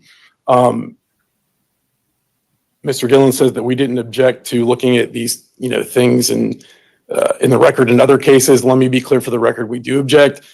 That's the definition of going outside of the indictment. So we agree with the court that considering those things outside of the indictment absolutely transforms that into a speaking demur. It's void, it can't be granted. If you look at the counts, the forgery counts, they track exactly the forgery statute. Case law tells us that that's what's sufficient for a general demur. I don't know that there's anything else to say about those counts. As it relates to the false statements, again, addressed that at the very beginning, but I would point out that in Haley, where both the conviction was upheld and the indictment itself was approved of, the indictment said this on the false statements counts. It said that the defendant did knowingly and willfully make a false and fictitious statement and representation in a matter within the jurisdiction of the GBI, a governmental agency, by calling himself the Catch Me Killer and stating that he killed 16 people. It doesn't allege any of the things that Mr. Shafer says in his pleadings that have to be alleged. They don't have to be alleged. Like they've done in other motions, defendant here is trying to add elements to this offense that just don't exist, trying to add pleading requirements that don't exist. And Haley tells us the case itself directly quotes the indictment. That indictment alleges far less than what we allege in our indictment. And they said that the Georgia Supreme Court said that case is just fine. I'm really very clear about this. I don't think that Mr. Gillen addressed the filing false documents motion. I believe in the pleadings they state that those counts are flawed because they fail to allege that the filing of the false documents didn't succeed. Again, that's not a requirement in an attempt charge. And they also say that the counts don't say who actually attempted to place documents in a mailbox. The way that we've charged the count, we've charged all of those defendants individually and as persons concerned in the commission of a crime. And so it'll be for the jury to determine if all the defendants are liable for what one of their co-conspirators did. With that, I'll take any questions that the court might have. Thank you, Mr. Wooten. Thank you. Okay, so Mr. Gillen, your last motion we had for today. I have like Oh, sure. 60 seconds. Sure, have at it.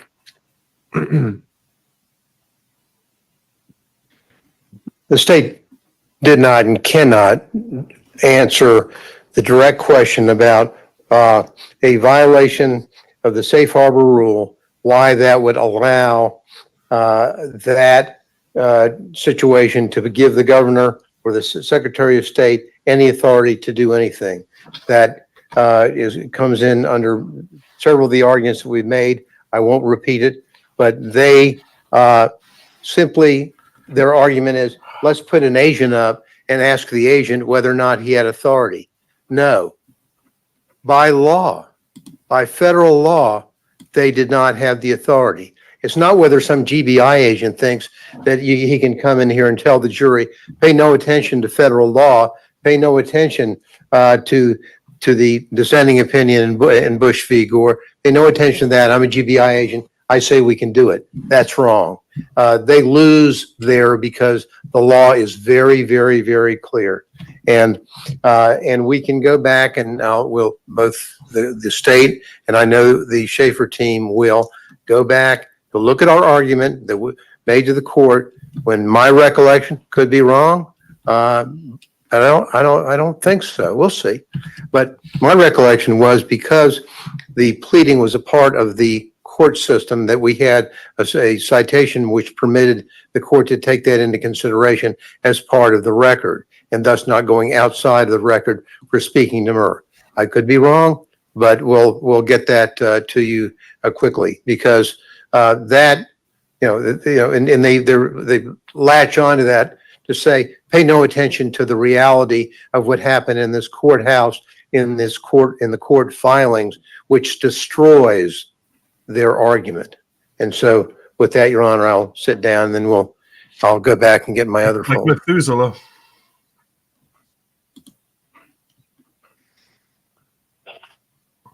Please check the Chiron so you can know what's happening here. So in your last motion here, I'm kind of as we were with the First Amendment issue, I think we need to figure out where we are procedurally. Federally, it sounds like, this would be a pretty common motion. It'd be a surplusage motion. Georgia, it's not quite as clear for us. So, excuse me. Let's start with just the authority to kind of take a scalpel to an indictment and cut out things we don't like. Well, I mean, Your Honor, we talk about there are two components to this motion. One, there's the strike surplusage, and then there's a dismissal that we asked for, which is kind of also a component of the other. Now, we cite the state v. Corin on the issue of being able to, the allegation, the indictment is not wholly unnecessary to constitute an offense as mere surplusage. We think. Right. But when we read the surplusage opinions, we're talking about, a miscited code section or a wrong date or something like that. So I don't know. I don't think that's what you're characterizing. No. I guess this is where I'm. It's more just a legal conclusion, right? Let me. A legal conclusion, number one, but it's even more than that. It's this. When they continually in their pleadings, in the indictment, in their pleadings, in their extrajudicial comments that they make, they have bombarded the defendants, the electors in this case, with the concept of, and the phrase of fake electors. Now that is not, that is a description, a conclusion, and a pejorative description. So it's a legal conclusion you very much disagree with. It's the core of your defense. I think it's not only a legal conclusion, but it's also something that should be stricken because it is just a pejorative statement. I'm saying, I can call you something really nasty in an indictment, and it doesn't necessarily have to be a legal conclusion about your violation of a particular law. And so that's what we have here. And we have this permeating this case. Well, I'm just trying to, again, based on what we've seen and is allowable in Georgia, let's just make it simpler. If in a murder indictment, someone's alleged to have acted with malice aforethought, that's a legal conclusion. Well, that's right. And it's something that the defendant may really have an issue with, but we don't strike it. We just go forward and we go to trial. Different world, different cases. Not the point that I'm trying to make. Really? What I'm trying to make is, How's it not? and you put in malice aforethought because you put that in there to It's an define essential the element, sure. terms. What about this one? There's one I remember when we talk about nicknames and aliases. And I remember there's one in Georgia from the 90s they put in an alias of Stomper, and he had beat the defendant to death. Well, And the Supreme Court said, that's okay. you know why? Because they probably proved that there was an alias of that guy called Stomper. That's different You're guessing. than At that's trial. The state's saying we're going to prove that you're well, an I think, unlawful elector. Or well, you know, whatever they want to characterize it. In this indictment, what they have done in the indictment, it's not necessary for, if they want to, and we think it should be stricken, we think the count should be dismissed. We know that based upon the case law that we've cited. But in closing arguments, Lord forbid we ever get to closing arguments, hope we don't. But if we did, Oh my and they God. stood up and they said, well, we think that they were fake, that we think the evidence shows that they were fake electors. That's one thing. That's argument. That's advocacy. There's no place for it in the indictment. And there's no place for it in what they have done, not only in the indictment, but in their pleadings and statements they've made outside to the media. What they have tried to do is they want to have ingrained in the minds of the community and of jurors a concept that if you were not a Democratic elector on December the 14th, casting your vote at some other part of the state capitol, then you are a fake elector. And that is a pejorative term, not necessary for the charges, and should be stricken. That's the point that we're trying to make. And as it relates to our other arguments concerning the dismissal of those counts, I don't think I need to go back over most of my. I'm predicting that this motion is a complete and total loser. That's what I'm predicting. This one for sure is a loser. Argument, or our argument on that, really deals with the Electoral Count Act, so I don't think I need to revisit that in case the court We'll get there. really wants to hear that again. I don't think you do. But absent that, Your Honor, we think, number one, that the count should be dismissed.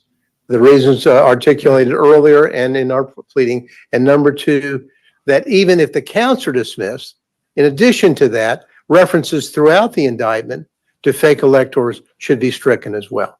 Thank you, Your Honor. All right. Thank you, Mr. Gillen. What he's essentially arguing is that it's prejudicial the way they drafted their indictments and presented them to the grand jury because of the language that's used there. The judge is like, look, even Stomper works, and he made up saying, well, that's because his nickname was Stomper. You don't even know that. I'll bet he just made that up on the fly, Terry, Terry Gillen, because I don't think he was familiar with that case. That's just the way, just based on how he phrased it. He's like, I'm willing to bet. I'm like, I'm willing to bet is not a legal argument. That's not what you make a legal argument. I'm willing to bet. Judge, I'll be brief. Yeah. Nowhere in this indictment is the phrase fake elector. It does not exist. Literally not in the indictment. So I'm not really sure what we're talking about, removing something from the indictment that's not there. As the court pointed out, and I struggle with this motion, and I'm not going to say much because we're primarily relying on our response, but an indictment is itself a legal conclusion. Every allegation in an indictment is a legal conclusion. That's what an allegation is. And so if indictments aren't allowed to have legal conclusions, then I guess we aren't allowed to have indictments anymore. Judge, I think what the defense's strategy is here, and I know it's their strategy because they asked for it in the motion. They say, Judge, you should strike this language from these counts because we don't like it. It's not fair. It's pejorative, whatever reason. And now that you've stricken it, the counts don't charge a crime anymore. So you should dismiss them because they don't charge a crime anymore. That's nonsensical. We cite in our briefs opinions where the appellate court said you literally can't do that. If something's essential to the charge, if it's essential to pleading an essential element of the charge, you can't strike it. It's not subject to being stricken. And I just highlight one citation that we reference in our brief, Malloy versus the state, 293 Georgia 350 2013 Supreme Court case. And that case says that when language in an indictment accurately describes the offenses charged and makes them easier to understand or more easily understand, they're not subject to being stricken because they're not surplusage. And that in making that in analyzing language in an indictment, in this context, Malloy also says that the language is to be interpreted liberally in favor of the state. And so with that, again, we rely on our pleadings. The phrase fake elector does not exist in this indictment. Take any questions that the court may have, but otherwise, nothing further. Maybe one. I've seen a line of cases talking about whether defects, can be stricken, and a lot of that depended on whether they're material or non-material. Is it safe to say that these phrases, the ones that are highlighted here, lawful elector votes, false electoral college votes, and duly elected and qualified presidential electors, would you say those are material phrases for each of the charges they appear in? No. So I think They're not that's a great question, and I think there's kind of a superficial answer and then maybe a more in-depth answer. My superficial answer is yes, they're material, in the sense that they make the charges more easily understood. They're accurate, describe the charges. I am familiar with that line of cases, and it's a little bit unclear in the cases whether material means that or whether material means that, if you strike something from the indictment that the count falls apart. Sure. So I'm not clear. What I know is in this context, I don't think it matters because what's being challenged. I don't think he's saying lie. I think he's saying the way you frame it is not an issue. I think that it's approved of by our appellate decision. If you've happened to go down that road, though, and we take the position that material means it can still survive general demur. Any thoughts there? Judge, again, turning back to Malloy, the holding in Malloy is that as long as the language in an indictment, even if it's not essential to an essential element, as long as it's accurate, it describes the offense's charge, and it makes it more easy to understand, it's simply not surplusage. If it's not surplusage, it's not subject to being stricken. But do we think these phrases are material and meaning they're necessary to survive a general demur? I don't have them in front of me, so I don't either, Okay. and so I hesitate to give an answer without the indictment in front of me. that's fine. Again, as long as the charges track the statute, they survive a general demur. So anything that's not statutory language, I guess, wouldn't fall into that category. But then, And he's not in the courtroom. I think that was probably a strategic move. Like I think at this point she's trying to lay low, or she might have been probably recommended by her staff that she should lay low by just letting other people in the courtroom argue for her, which is a wise move.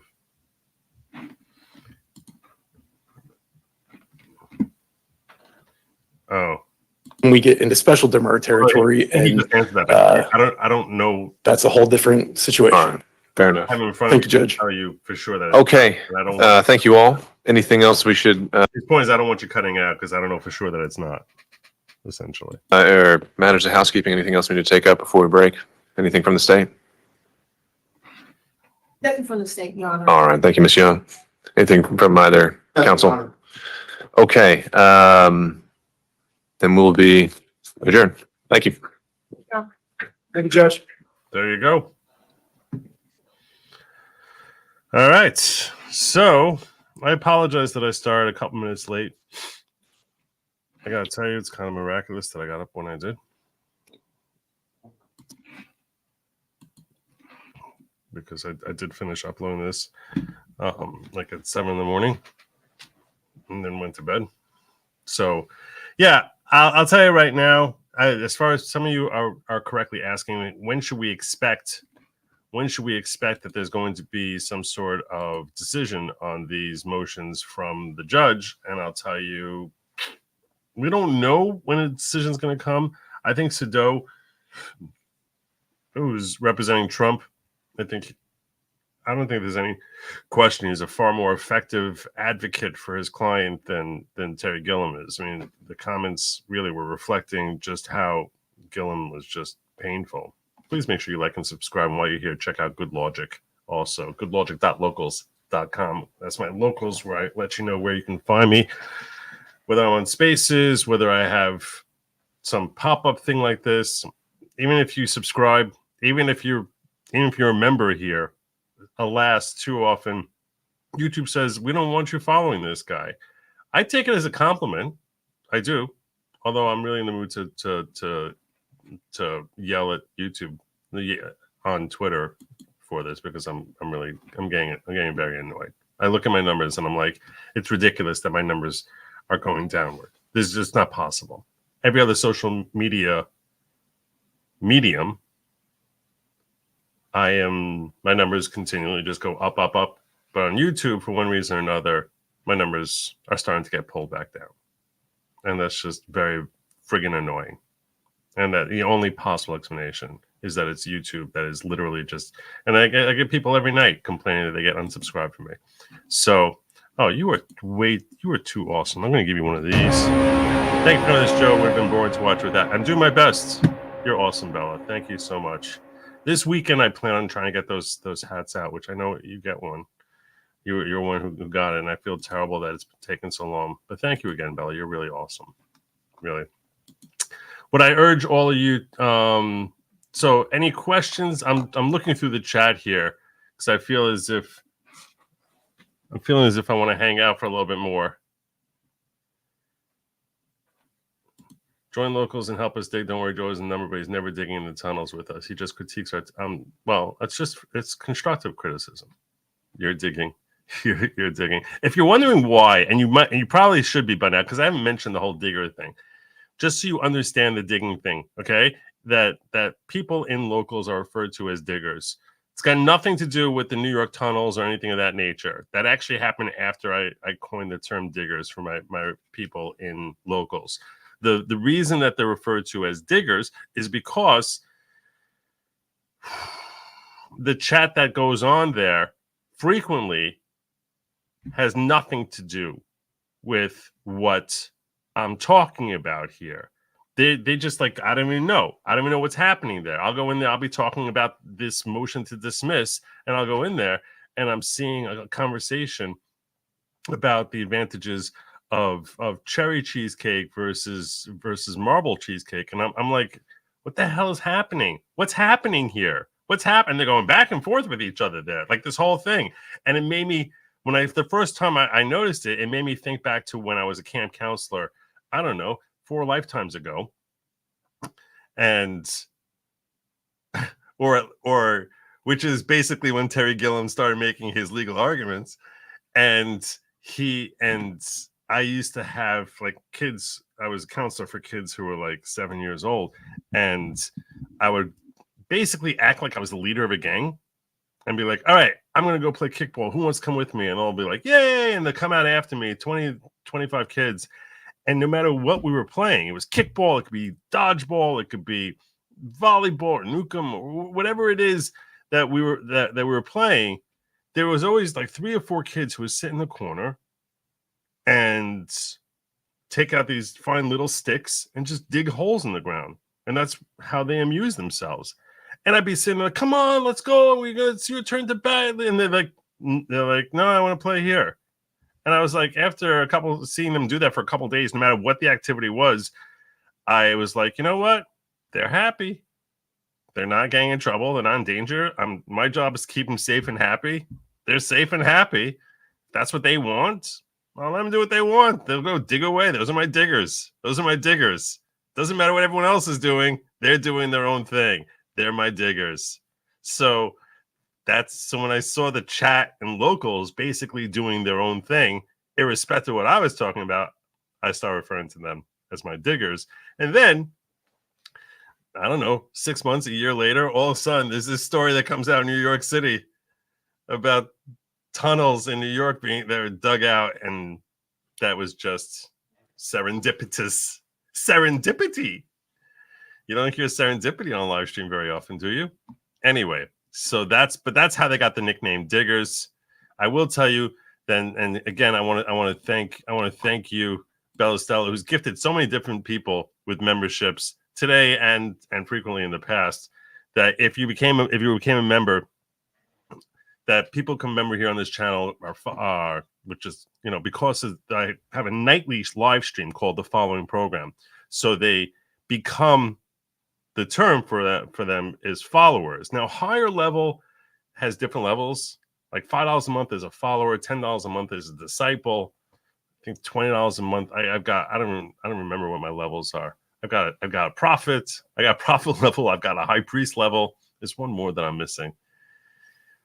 And a lot of that might lead you to believe, wrongly believe, that the following is some type of cult. And what I'm telling you is nothing could be further from the truth. The following is not at all a type of cult. I'm not the leader of the following. I'm just a follower. Okay. I'm definitely not the leader. No one should be following me because I'm just a follower. And the following is just about community, unity, and greater personal growth. That's what the following is about. It's a community, greater unity, that's all working towards greater personal growth. The following, and those of you who would argue otherwise and say, oh my God, this is such an obvious cult. Everyone knows this is a cult. Everyone knows, I can prove it. Okay. I'm not going to use conclusory statements. I'm a lawyer. I understand that I have to give substantive facts. Here is my proof that the following is not at all a type of cult. There's no spaceships, no Kool-Aid, no tracksuits that are mandatory, mild farm work, no self-harm, no harming others, no stabbing yourself in the leg with the jabby jab, no dancing around bonfires, no mutilation of squirrels, no goat sacrifices, no smearing blood on the walls. In no way, shape, or form is the following a type of cult. So, it's just about community, unity, and greater personal growth. So those of you who are new to the following, you have a better understanding now. I hope you all can appreciate and recognize. Join locals and help us dig. Don't worry, Joe has a number, but he's never digging the tunnels with us. He just critiques our techniques. That's true. You're very welcome, Elise Lane. It was my pleasure. Wait, you make sure we're safe. We have OSHA. I'll be right back. I just have to check on my dig site for unrelated reasons. Let me make sure I didn't miss anything over here in my little ghetto. This Rumble is where people go to Rumble for free speech, bad tech, and basically because there's a certain level of masochism. So anyhow, I am thinking. Someone asked me to cover some to look over. I'll tell you this much. I'm thinking about because I'm feeling antsy. I'm thinking about taking Worcestershire's suggestion. Worcestershire's suggestion of listening to the phone call.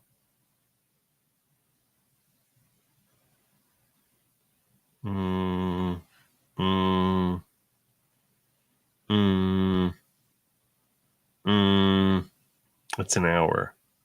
Can I listen to the phone call in like 1.5 speed? If I can do that, I'd be totally much better about it. I'd be much better about it.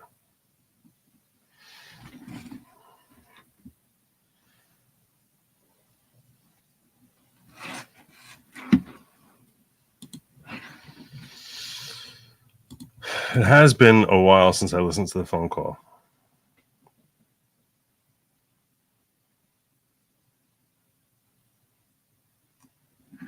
I think,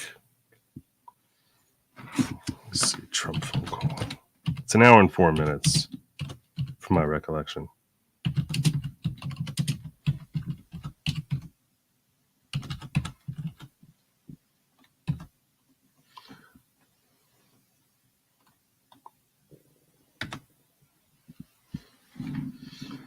The Trump Raffensperger phone call.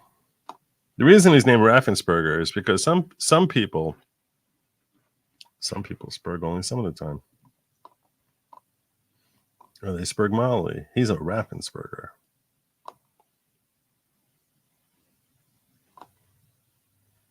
No, it didn't really work. Forget I said that. It's an hour and 2 minutes and 58 seconds. Oh, what the heck? Let's do it. YouTube's blocked. Why is YouTube blocked? Why didn't that work?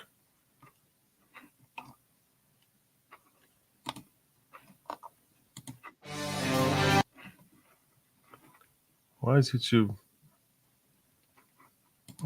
blocked? I don't understand what's happening here. This is so weird.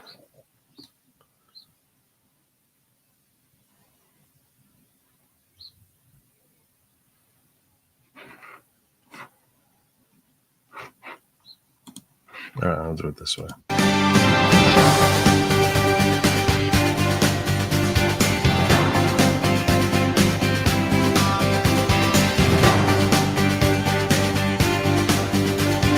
I'll get you a link.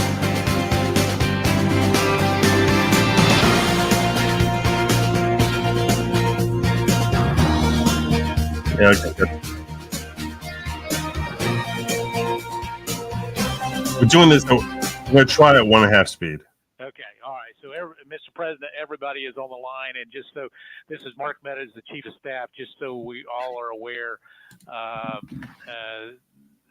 on the line is Secretary of State and two other individuals, Jordan and Mr. Germany. With him, you also have the attorneys that represent the President, Kurt and Alex, and Cleta Mitchell, who is not the attorney of record, but has been involved, myself, and then the President. So, Mr. President, I'll turn it over to you. Oh, where is it? Okay, thank you very much. Hello, Brad and Ryan and everybody. We appreciate the time and the call. So we've spent a lot of time on this, and if we could just go over some of the numbers, I think it's pretty clear that we won. We won very substantially. We won. Georgia. We won bigly. We won. You even see it by rally size, frankly. We'd be getting 25, 30,000 people a rally, and the competition would get less than 100 people, and it never made sense. But we have a number of things. We have at least 2 or 3, anywhere from 250 to 300,000 ballots were dropped mysteriously into the rolls. Much of that had to do with Fulton County, which hasn't been checked. We think that if you check the signatures, a real check of the signatures going back in Fulton County, you'll find at least a couple of 100,000 of forged signatures of people with who have been forged, and we are quite sure that's going to happen. Another tremendous number. We're going to have an accurate number over the next 2 days with certified accountants, but an accurate number will be given, but it's in the 50s of thousands. 50s of thousands. People that went to vote, and they were told they can't vote because they've already been voted for. And it's a very sad thing. They walked out complaining, but the number is large. We'll have it for you, but it's much more than the number of 11,779. That's the current margin is only 11,779. Brad, I think you agree with This that. is for you, Lily. That's something I think everyone. I don't know why I got at unpinned. least that's a number that everyone agrees on. But that's the difference So that's the in the vote. Digger But we've had sign up number. hundreds of thousands of ballots that we're able to actually will get you a pretty accurate number. You don't need much of a number because the number that in theory I lost by the margin would be 11,779. But you also have substantial numbers of people, thousands and thousands, who went to the voting place on November 3rd, were told they couldn't vote. We're told they couldn't vote because a ballot had been put in on their name. And, that's very... And we heard about that last night. We heard about that last night, right? We heard about how the voting rolls, like they'll basically use people who they don't think are going to vote. And then when you get to the election, when you get to the election booth, you're told you already voted. Very, very, very sad. We had, I believe it's about 4,000. The problem is that you don't know that those people, there's no way to know those people would have voted for Trump rather than Biden. So in that sense, that sort of hurts, that sort of undercuts that claim, to be fair. Because when I'm considering these arguments, I try to, look at it as far as, all right, how would the other side look at this? 502 voters who voted, but who weren't on the voter registration list. So it's 4,502 who voted, but they were not on the voter registration roll, which they had to be. And again, you don't know how those 4502 voted. So that doesn't really help them there either, to be fair. 18,325 vacant address voters. They had the address was vacant, and they're not allowed to be counted. That's 18,325. Now, those can be checked out and to see which of those 18,000, assuming, I don't know what the source of those numbers are, but you can check those, potentially check out whose address is not verified and remove their votes, and theoretically that would get them over the threshold. So those are people you can identify their votes and remove them from the totals. Smaller number, you had 904 who only voted where they had just a PO, a post office box number. And they had a post office box number, and that's not allowed. We had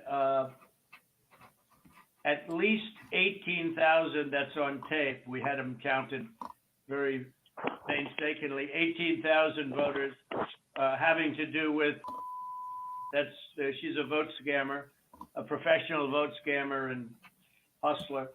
They hustled that out. They kept that out, but I'm almost positive he said Ruby Freeman there. Not that I'm saying he was correct, but that's what I think he said. That was the tape that's been shown all over the world that makes everybody look bad. You, me, and everybody. In the comments below that, Lily Smith is where you sign up. They said on that they post. said very clearly, and it's been reported that You they just said there was make a request major for a water number main that's not break. taken yet. Everybody fled the area, and then they came back. Her daughter and a few people. There were no Republican poll watchers. Actually, there were no Democrat poll watchers. I guess they were them, but there were no Democrats either, and there was no law enforcement. Early in the morning, they went to the table with the black robe, the black shield, and they pulled out the votes. Those votes were put there a number of hours before. The table was put there. I think it was, Brad, you would know, it was probably 8 hours or 7 hours before, and then it was stuffed with votes. They weren't in an official voter box. They were in what looked to be suitcases or trunks. And again, just to play devil's advocate here, this is the problem that you have is, let's assume that everything he's saying is correct. I'm just trying to figure out how would I try to punch holes in this, even if it was true, right? You don't know, like, how would you prove, what steps would you take to prove, well, I, in my heart of hearts, and you probably understand that that was designed to help Biden. How can you prove that it wasn't done, illicit activity, that Ruby Freeman wasn't trying to help Trump? Look, we can all go to intersectionality or any other basis, or the fact that, look at the number. I guess you look at the numbers of votes that came out of Fulton County. It doesn't make sense that it could have been for Trump. Like the percentages, that's the reason for that. But how are you going to establish how much damage she did? Whether it was 50 votes or 50,000? Like, how are you going to establish that? That sounds like a tricky thing to establish. Suitcases, but they weren't in voter boxes. The minimum number it could be, because we watched it and they watched it. Oh, okay. He's going to give us the minimum number. In slow motion, instant replay, if you can believe it, but it had slow motion and it was magnified many times over. And the minimum it was 18,000 ballots, all for Biden. You had out-of-state voters. And when he's referencing this, the context here is very important, because it's going to be near the end that he's going to say, I only need you to find me 11,000. The context of that coming near the tail end of this is basically, it's a nearly an hour-long monologue with very little interruption from anyone else on the phone call, is that here are all these different bases as to why it is I'm right. Now, you can go through all of them, but I don't need you to go through all of them. I just need you to find me the 11,000. And once you realize that, you don't need to go any further. You don't need to make this into a 7-year project. You just need to find the 11,000 votes. That's the context in which he's saying it, which is why the entire charge that's based on that is asinine. It's like F-U asinine, because it's such gaslighting as to the nature of the request. It made me infuriated that they actually brought a special charge based on that. Like, are you out of your flipping minds? How dare you? How dare you? Because it's such gaslighting. It's such obvious gaslighting. They voted in Georgia, but they were from out of state, of 4,925. You had absentee ballot sent to vacant. They were absentee ballots sent to vacant addresses. They had nothing on them about addresses. Yeah, That's see? You're gaslighting. 2,326. That's what he means. You don't have to go through. Dropbox. Listen to the numbers he's going through here, which are way more than 11,000. He's like, you don't have to dig up all 400,000 different votes. I'm telling you that are flawed here. You just need to get through 12,000 of them and get me through the 11,000, and then you can stop. But there's much more than 11,000. That's the friggin' point that anyone who's listening to this phone call recognizes.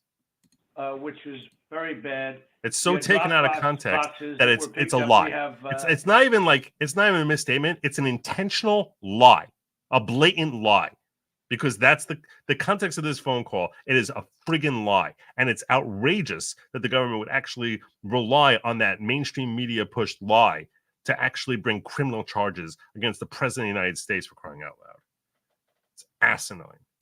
Photographs, and we have affidavits from many people. I don't know if you saw the hearings, but you have drop boxes where the box was picked up and not delivered for 3 days. So all sorts of things could have happened to that box, including, putting in the votes that you wanted. So there are many infractions, and the bottom line is many, many times the 11,779 margin that they said we lost by. We had vast, the state is in turmoil over this. That's a good point. That's and true. I know you would like to get to the bottom of it, although I saw you on television today and you said that you found nothing wrong. I didn't lose the state. Finally, I have Mr. Miller watching me live. Thank have God. been saying that it was the highest vote ever. There was no way. A Let's see, lot brother. of the political people said that there's no way they beat me, and they beat me. They beat me in the poll. As you know, every single state, we won every state. We won every state house in the country. We held the Senate, which is shocking to people, although we'll see what happens tomorrow or in a few days. And we won the House, but we won every single state house, and we won Congress, which was supposed to lose 15 seats, and they gained, I think, 16 or 17 or something. I think there's now a difference of 5. There was supposed to be a difference substantially more. But politicians in every state, but politicians in Georgia have given affidavits and are going to that that there was no way they beat me in the election, that the people came out. In fact, they were expecting to lose, and they ended up winning by a lot because of the coattails. And they said there's no way that they've done many polls prior to the election. There was no way that they won. Ballots were dropped in massive numbers, and we're trying to get to those numbers. Nice and picture. We'll have them. They'll take a period of time. Certified. You're a handsome man. But they're massive numbers and far greater than the 11,779. The other thing, dead people. Well, he's got Mark Meadows on the phone with him, so that's why I think they're calling it conspiracy. Because he's, conspired with him to push Raffensperger to break his oath. So I think that's the conspiracy element to it. Dead people voted, and I think the number is in the close to 5,000 people, and they went to obituaries. Another lie. Another lie, because there's 0 times that he said inject disinfectant, but you, like a sap sheep, basically just swallow what, despite the fact that you've undoubtedly seen mainstream media lie to you in far too many times to count, that if you actually listen to what he actually said that he heard about some type of treatment where they inject light into a person's body, and that serves as a way of cleaning out viruses like disinfectant. That the light serves as a disinfectant, like it bleaches it out.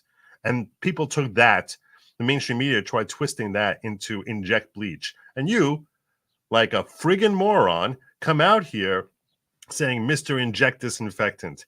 That does not make him the moron. It makes you the moron. You're only proving how easy it is for completely stupid fools to be easily gaslit by mainstream media. Thank you for joining. Come and play again. Since this was illegal recording, if Fani based her case on a phone call, would not all evidence looked after become fruit of the poisonous tree? That's an interesting legal question. I don't know. That's an interesting legal question. I don't know if it was. I've heard claims that this was an illegal. That this was a illegally recorded, and I know that that's been raised. I don't know what the status of that claim is, though. All sorts of methods to come up with an accurate number, and a minimum is close to about 5,000 voters. The bottom line is when you add it all up, and then you start adding, 300,000 fake ballots, then the other thing they said is in Fulton County and other areas, and this may or may not be, because this just came up this morning, that they are burning their ballots, that they are shredding ballots and removing equipment. They're changing the equipment on the Dominion machines, and then that's not legal. And they supposedly shredded, I think they said 3,000 pounds of ballots, and that just came to us as a report today. And even when I correct you, this is how sad you lemmings are. That even when I correct you, you still take a short, brief clip of it. It's the exact same thing that's happening here. Exact same thing twice. I'm glad you brought this up, Looper. I'm really glad that you did, because even I point out how, yeah, you can take his entire statement and then leave it isolated and try and twist into something that it's not. And here you're taking a similar statement and and still, even when I point out to you, this is how radicalized your mind is, how twisted, like Joker.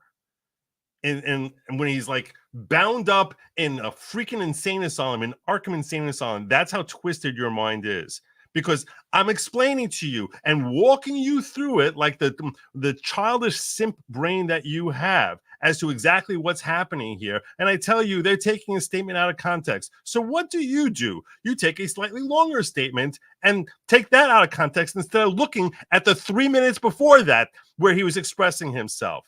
Why do you do this? Why are you so friggin' determined? And it's not just you individually. I'm really talking to you and people of your ilk who are so dead set, desperate to try to find, how can we find something terrible about Trump? How can I try to figure out to manufacture something terrible about Trump that I can just ignore reality, ignore context, and just focus on this part here to try to show that my side wins, my side wins. You're an idiot. You don't win anything. All you do is win 4 years of the likes of Joe Biden, corrupt Joe Biden, who only gives a damn about himself and enriching his own stinking family, and sitting there by peddling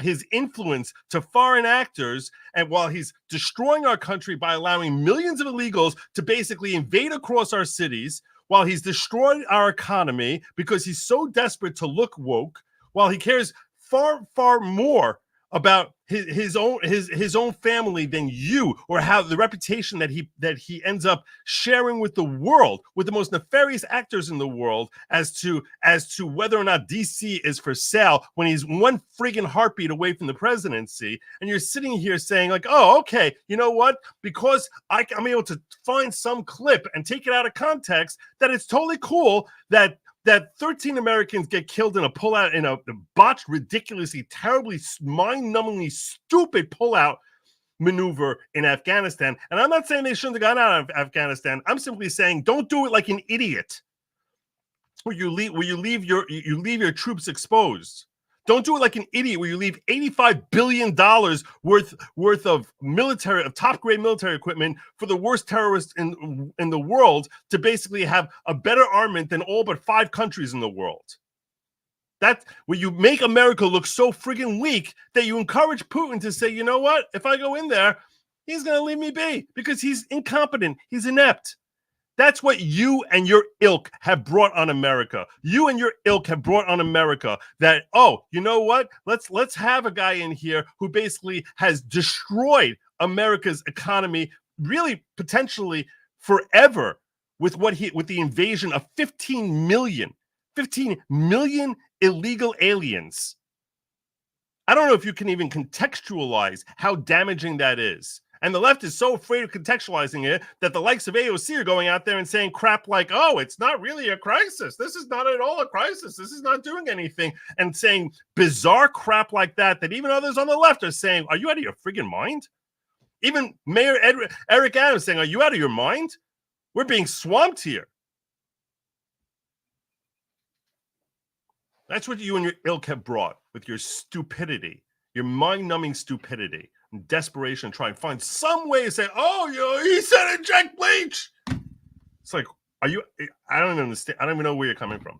I can't, like, what do you think you win? Do you think, is your life actually better today than it was in 2019?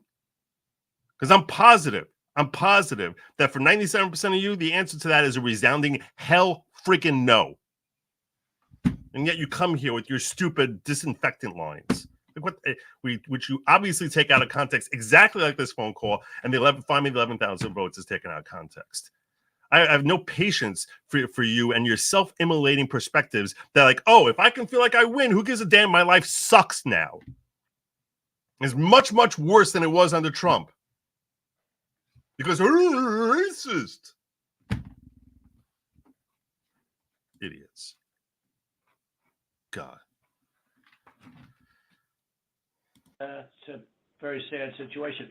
But Brad, if you took the minimum numbers, we're many, many times above the 11,779, and many of those numbers are certified, or they will be certified, but they are certified. Those are numbers that are there, that exist, and that it's true. It wasn't even a statement; it was a question. The margin of loss. They beat it. I mean, by a lot, and people should be happy to have an accurate count instead of an election where there's turmoil. I mean, there's turmoil in Georgia and other places. You're not the only one. I mean, we have other states that I believe will be flipping to us very shortly. And but this is something that. Well, he was wrong about that, so that makes him a liar too. As an example, I think in Detroit, and I think there's a good section of your state actually, which we're not sure, so we're not going to report it yet. But in Detroit, we had 100. I think it was 139% of the people voted. That's not too good.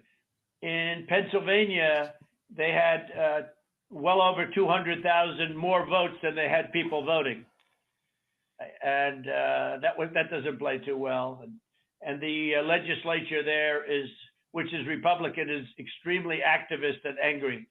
But I mean, there were other things also that were almost as bad as that. But they had, as an example, in Michigan, a tremendous number of dead people that voted. I think Mark, it was 18,000, some unbelievably high number, much higher than yours. You were in the 4,000 to 5,000 category, and that was checked out laboriously by going through the obituary columns in the newspapers.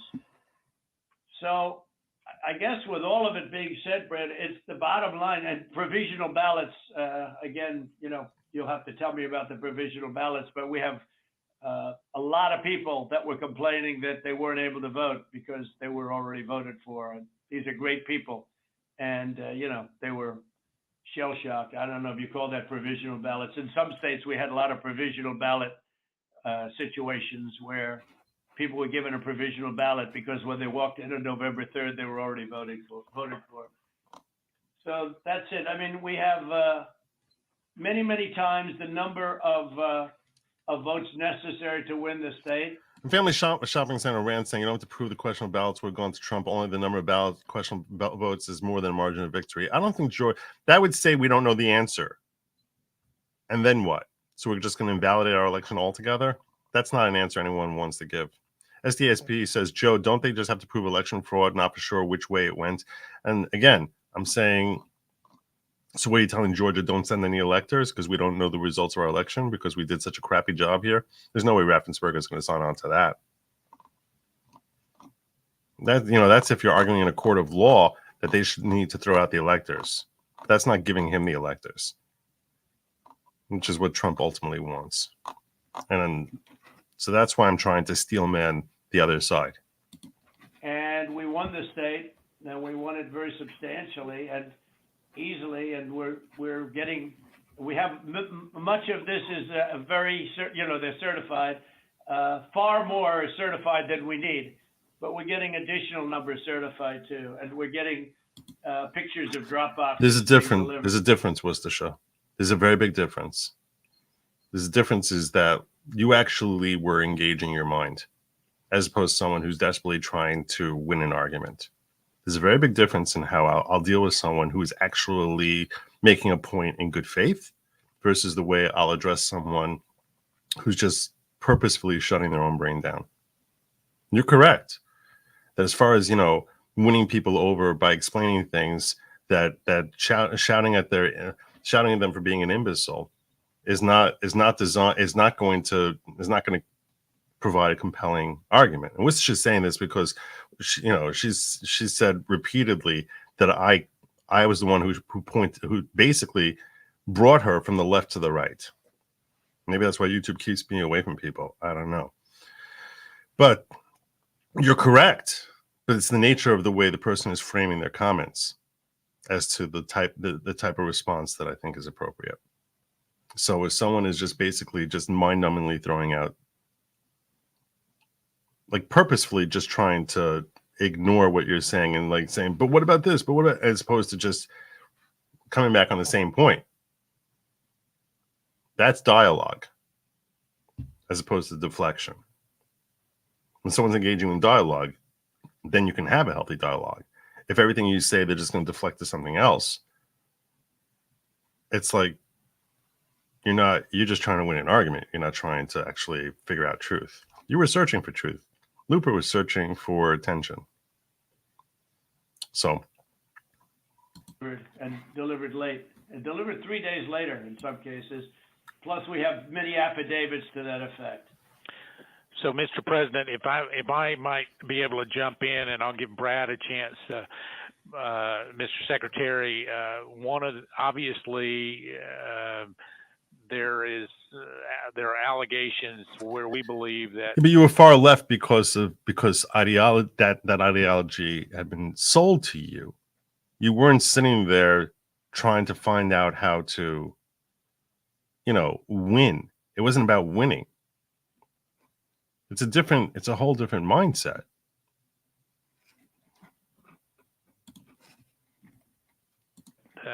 Not every vote or fair vote and legal vote. I think this is Mark Meadows talking now. And that's at odds with the representation from the Secretary of State's office. What I'm hopeful for is there some way that we can find some kind of an agreement to look at this a little bit more fully. The president mentioned Fulton County, but in some of these areas where there seems to be a difference of where the facts seem to lead. And so, Mr. Secretary, I was hopeful that, in a spirit of cooperation and compromises, there's something that we can at least have a discussion to look at some of these allegations to find a path forward that's less litigious. Well, I've listened to what the president has just said. President Trump, we've had several lawsuits, and we've had to respond in court to the lawsuits and the contentions. We don't agree that you have one. I didn't agree about the 200. I know it's low. I'll try to figure out how to raise the volume here. Point by point. What we had done is we gave our state senate about 1.5 hours of our time going through the election issue by issue.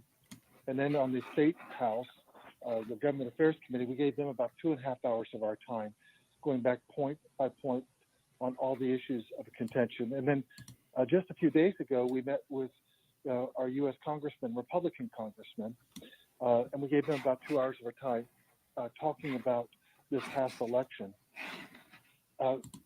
Going back, primarily what you've talked about here, focused in on primarily, I believe, is the absentee ballot process.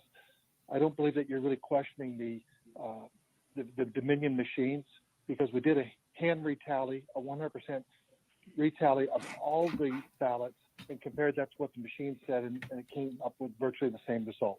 Then we did the recount, we got virtually the same result. So I guess we could probably take that off the table. I don't think there's an issue about that.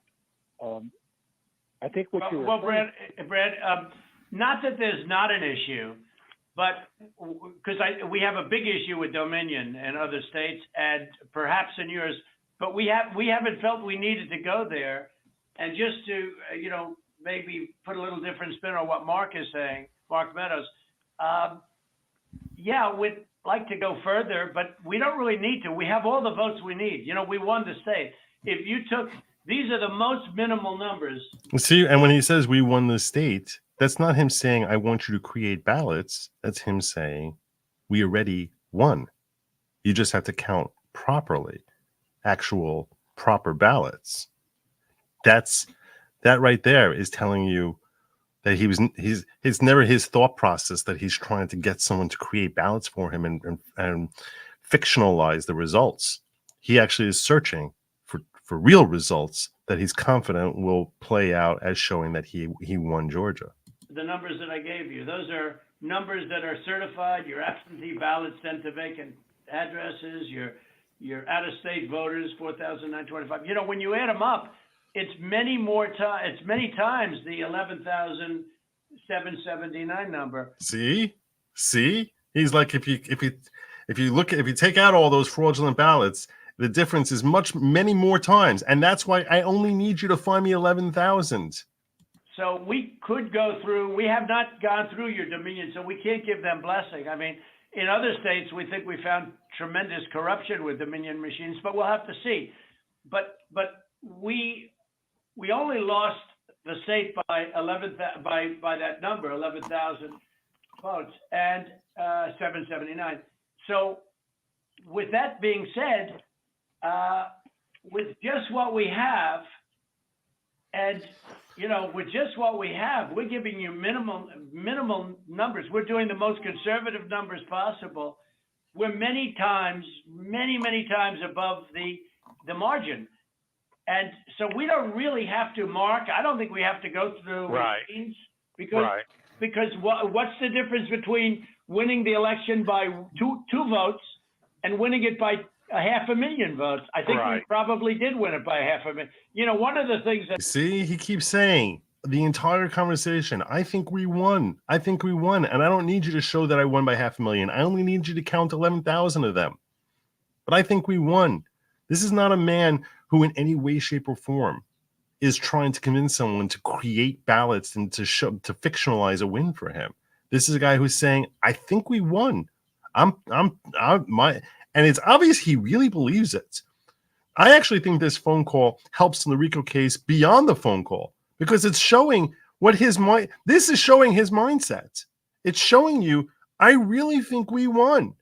So when the RICO case is claiming that he knew he lost, it's like, listen to this phone call and ask yourself, really? Listen to the guy. Even if you think he's completely wrong, even if you think he's an idiot and the election was fine and it was right and he's completely wrong, in order for him to be guilty of a crime, he has to have been in that mindset that he lost when he's doing all these steps.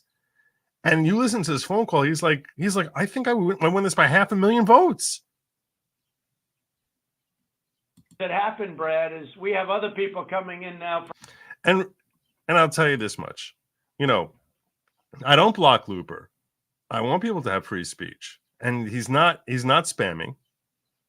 So, I want him to have free speech. Every once in a while, I think that the tone has to change depending on the nature of the commentary. But and I don't engage with people who I feel like are trolling very often.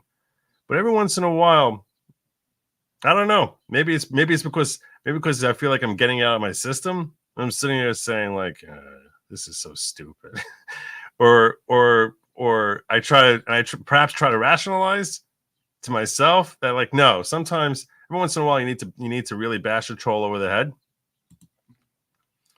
But Yeah, that's why I wouldn't, I don't want any of you to, any of you mods to affect Looper. From Alabama and from South Carolina and from other states, and they're saying it's impossible for you to have lost Georgia. We won, in Alabama, we set a record, got the highest vote ever. In Georgia, we set a record with a massive amount of votes. And they say it's not possible to have lost Georgia. And I can tell you by our rally, I can tell you by the rally I'm having on Monday night, the place, they already have lines of people standing out front waiting. It's just not possible to have lost Georgia. It's not possible. When I heard it was close, I said, there's no way. But they dropped a lot of votes in there late at night. You know that, Brett. And that's what we are working on very, very stringently. But regardless of those votes, with all of it being said, we lost by essentially 11,000 votes. And we have many more votes already calculated and certified too. So I just don't know, Mark, I don't know what's the purpose. I won't give Dominion a pass because we found too many bad things, but we don't need Dominion or anything else. We have won this election in Georgia based on all of this. And there's nothing wrong with saying that. That's true. I mean, having a correct, the people of Georgia are angry. And these numbers are going to be repeated on Monday night, along with others that we're going to have by that time, which are much more substantial even. And the people of Georgia are angry. The people of the country are angry. And there's nothing wrong with saying that, that you've recalculated, because the 2,236 and absentee ballots, I mean, they're all exact numbers that were done by accounting firms, law firms, etc. And even if you cut them in half, and cut them in half again, it's more votes than we need. Well, Mr. President, the challenge that you have is the data you have is wrong.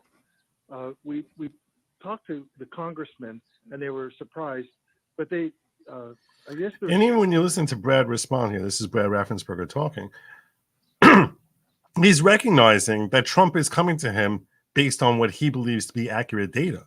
So Raffensperger here doesn't seem to believe that he's being asked to do something to fraudulently create votes, but that Trump is making a plea to him based on bad info. There's a person named Mr. Raynard that came to these meetings. This is Raffensperger basically saying, I think you can, if you want to counter that, you can say perhaps he's being polite because he's talking at this moment to the president of the United States. So maybe he's being polite in the way he's phrasing it. Maybe he'll say that when he gets on the stand, but he is expected to take the stand. And I would throw this back in his face. They could have said to him, you don't really believe this. You know it's not true. He could have said that, but instead he's like, you have bad intel.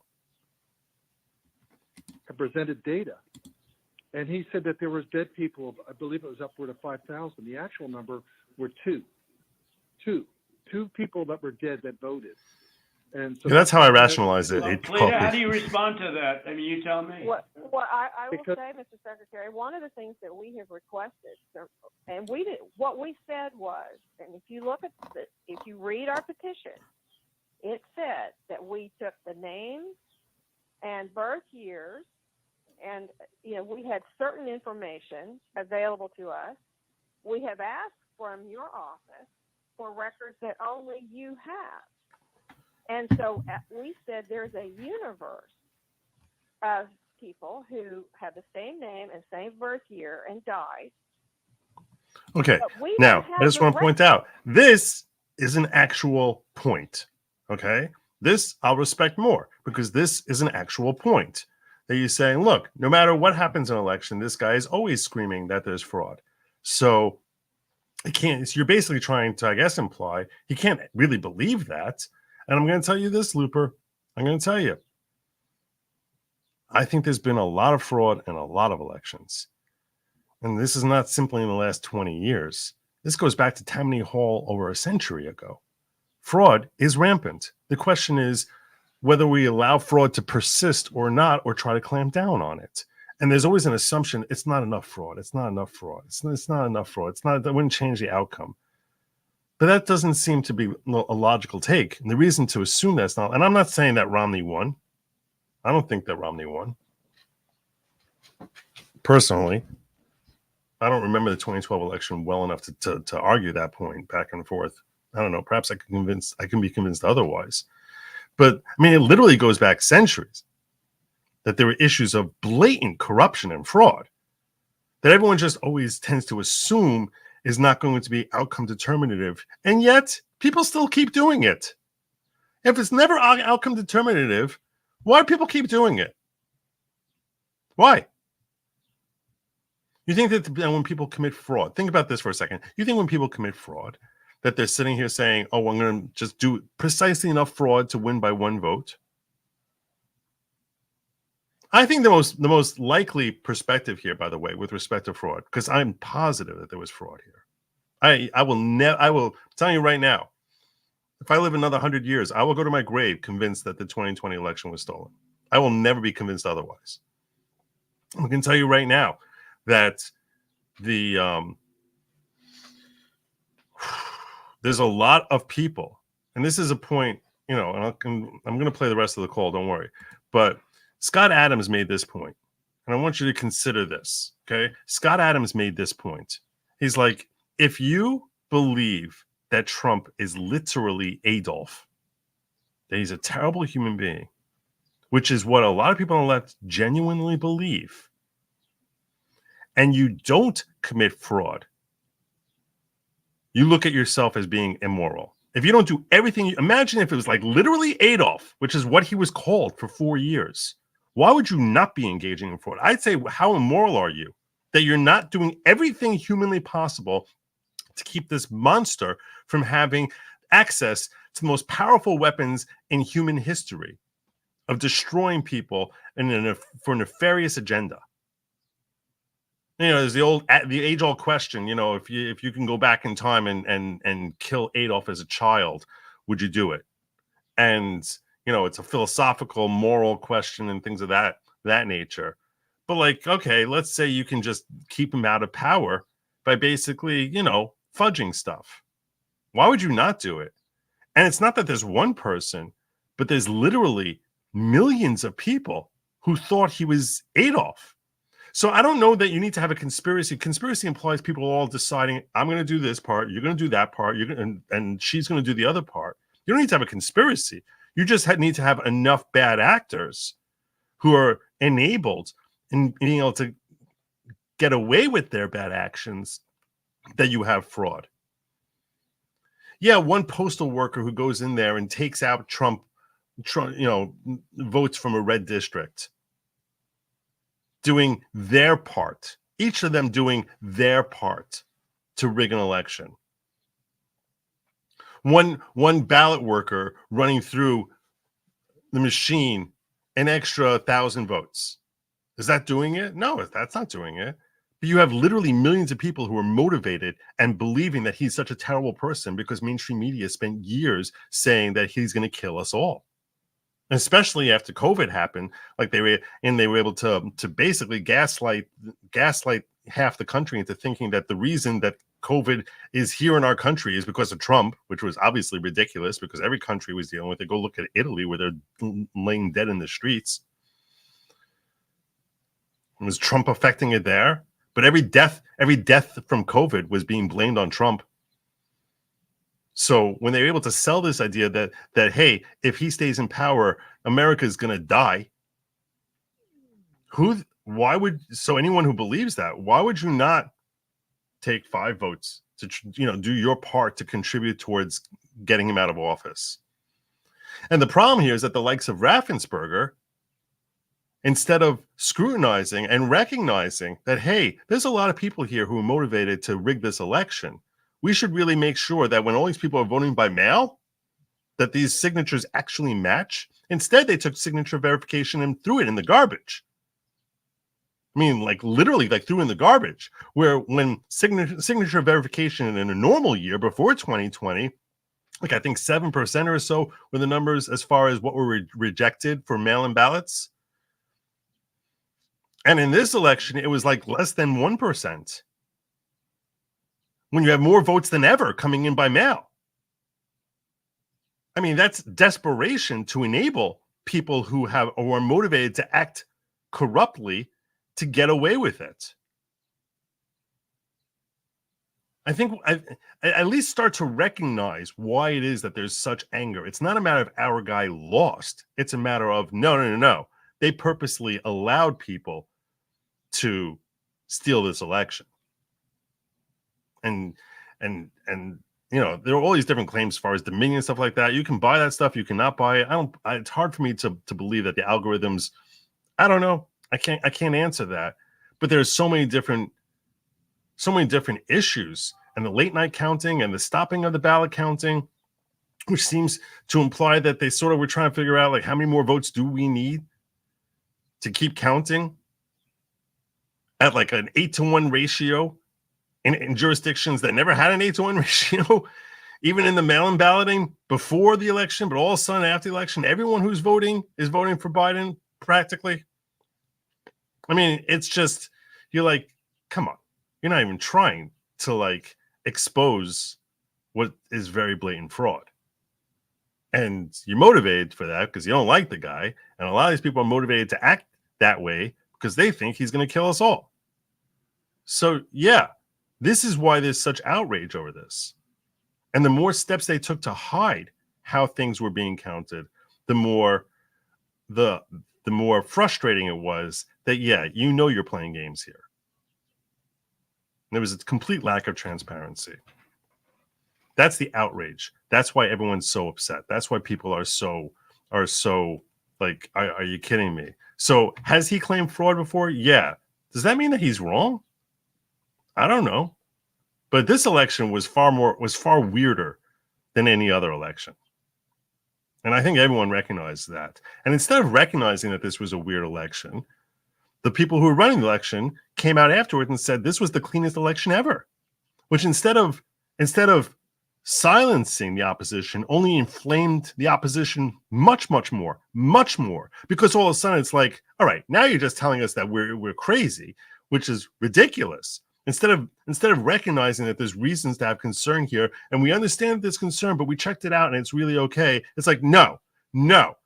It's completely crazy to think there was a problem with the election. It's like, what are you kidding? Like now I know that you didn't actually do anything. Because if you were doing something, you would have recognized that this was an election which was easier to rig than any election in history. And this looked really bizarre that 6 different states, all of them just magically got enough vote, kept counting until he lost. I mean, think about how crazy statistically that sounds. You hear about bellwether counties, that 20 bellwether counties that invariably pick the winner, and 19 of them go to Trump. And yet somehow he's losing all 6 of these states. Then in the states that don't have any sort of issues with these counting for days and days and days and days and days, these other battleground states, that he wins handily. He doesn't eke out victories in Ohio, which was a battleground state. He doesn't eke out a victory in Florida, which was a battleground state. He dominated in those states that managed to count their votes relatively quickly. But these states that took forever, he lost every single one of them. So to just pretend that doesn't smell bizarrely odious, have the odor of mendacity, to quote McAfee, it's just ridiculous.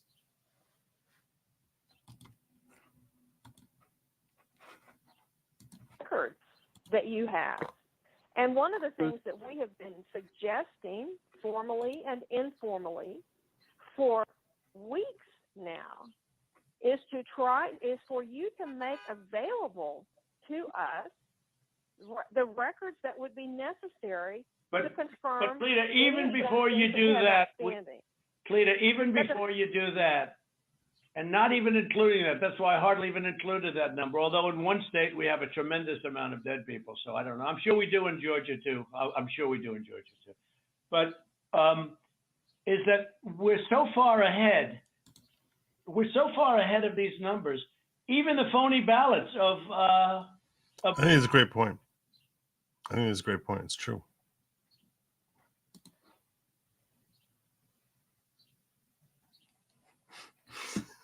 You see, you want to know what love is? Love is when people are actually paying attention to you. I told that ice maker story ages ago. Ages ago. Ages ago. And Coffee remembers. Thank you, brother. Known scammer. You know the internet? You know what was trending on the internet? Where's because they thought you'd be in jail. Where's it's crazy. It's crazy. That was the minimum number is 18,000 for, but they think it's probably about 56,000. But the minimum number is 18,000 on the night where she ran back in there when everybody was gone and stuff. He's talking about Ruby Freeman here, the one who is in the video there with the whole under the table stuff and throwing ballots through over and over again. She stuffed the ballot boxes. Let's face it, Brad. I mean, they did it in slow motion replay, magnified, right? She stuffed the ballot boxes. They were stuffed like nobody's ever seen them stuffed before. So there's a term for it when it's a machine instead of a ballot box. But she stuffed the machine. She stuffed the ballot. Each ballot went 3 times. They were showing, here's ballot number 1. Here it is a second time, third time, next ballot. I mean, look, Brett, this is, we have a new tape that we're going to release. It's devastating. And by the way, that one event is much more than the 11,000 votes. I know, it's such a Trumpism right there, right? It's, that one event was a disaster. It's just, but it was something that it can't be disputed. And again, we have a version that you haven't seen, but it's magnified. It's magnified, and you can see everything. And she put, for some reason, they put it in 3 times each ballot, and I don't know why, but why? I don't know why 3 times. Why not 5 times, right? But yeah, go ahead. You're talking about the State Farm video, and I think it's extremely unfortunate that Rudy Giuliani or his people, they sliced and diced that video and took it out of context. So the next day we brought in WSB TV and we let them see the full run of tape.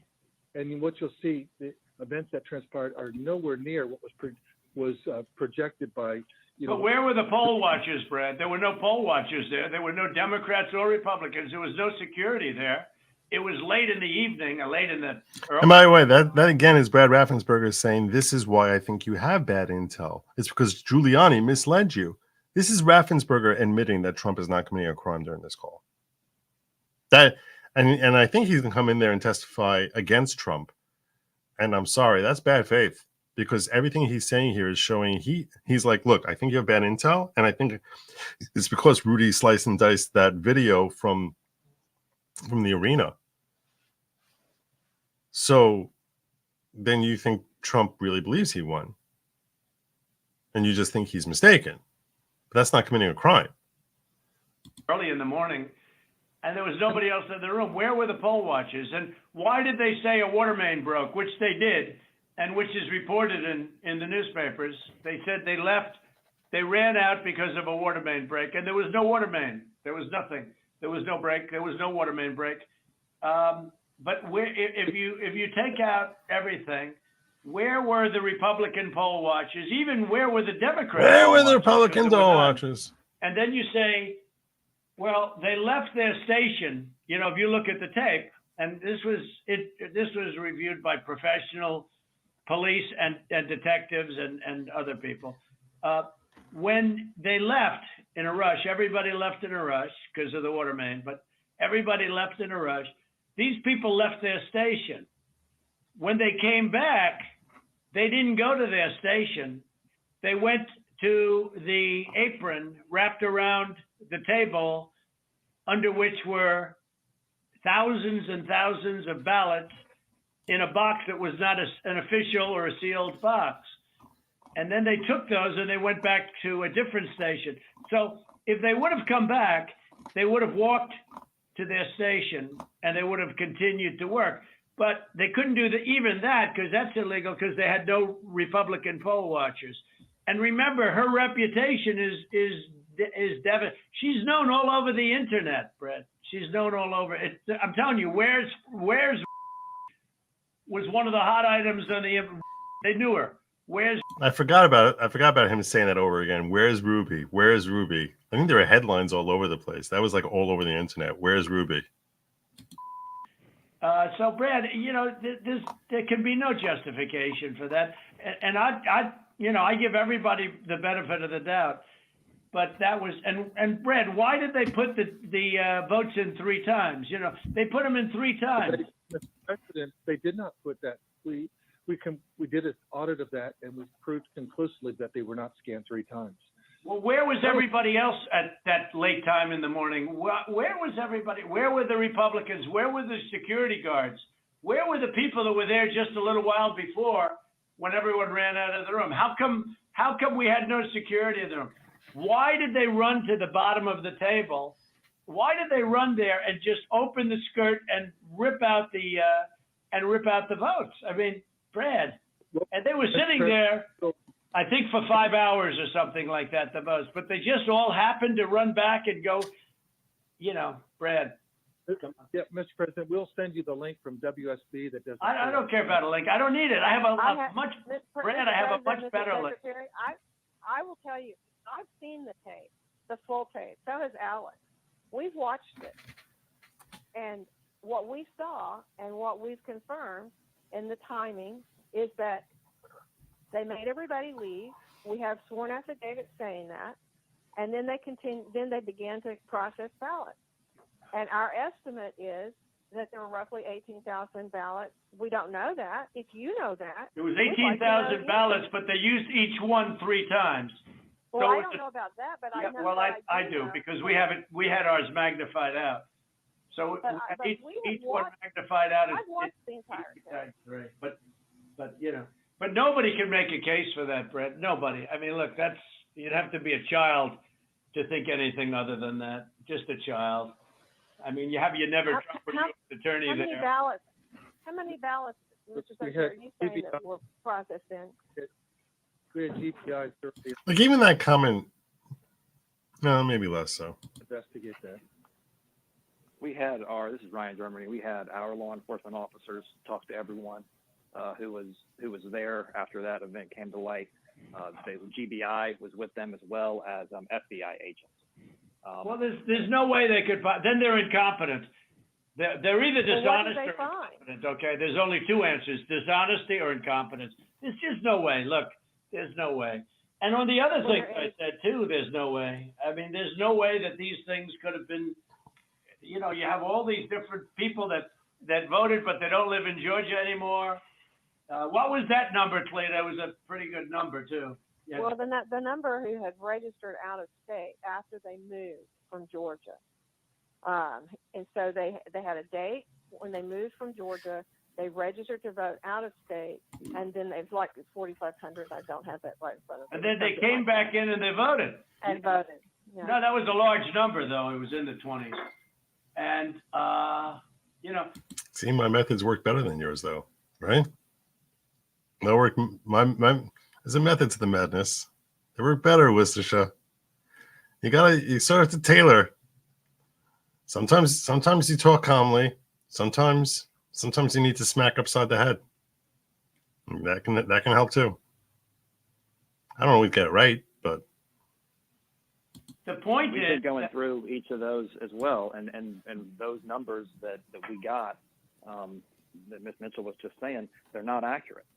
Everyone we've been through are people that lived in Georgia, moved to a different state, but then moved back to Georgia legitimately. And in many cases, really, how many people do that? You mean they moved out and then they said, "Ah, the hell with it, I'll move back in." You know, it doesn't sound like a very normal. You mean they moved out, and what, they missed it so much that they wanted to move back in? Yeah, it's crazy. Well, and they moved back in years ago. This was not like something just before the election.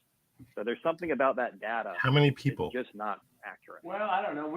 All I know is that it is certified, and they moved out of Georgia, and they voted. It didn't say they moved back in, Clayton, did it? No, but I mean, we're looking at the voter registry. Again, if you have additional records, we've been asking for that. But you haven't shared any of that with us. You just keep saying you've been. A lot of it you don't need to be shared. I mean, to be honest, they should share it. They should share it because you want to get to an honest election. I won this election by hundreds of thousands of votes. There's no way I lost Georgia. There's no way. We won by hundreds of thousands of votes. I'm just going by small numbers. When you add them up, they're many times the 11,000. But I won that state by hundreds of thousands of votes. Now, do you think it's possible that they shredded ballots in Fulton County? Because that's what the rumor is. And also that Dominion took out machines. That Dominion is really moving fast to get rid of their machinery. Do you know anything about that? Because that's illegal. This is Ryan, Germany. No, Dominion has not moved any machinery out of Fulton County. We're having. Well, but have they moved? Have they moved the inner parts of the machines and replaced them with other parts? No. You sure, Ryan? I'm sure, Mr. President. And what about the ballots? The shredding of the ballots. Have they been shredding ballots? No. The only investigation that we have into that, they have not been shredding any ballots. There was an issue in Cobb County where they were doing normal, office shredding, getting rid of old stuff, and we investigated that. But this is stuff from past elections. No, I don't know. And that's what it doesn't pass the smell test though, because we hear they're shredding thousands and thousands of ballots. Oh, thank God. You know what I'm saying? Thank God about this right here.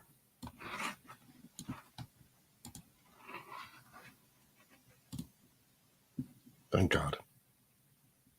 If that guy walked free, so help me. 25 years. It should be 525 years for what that guy did. But yeah. At least he got 25 years.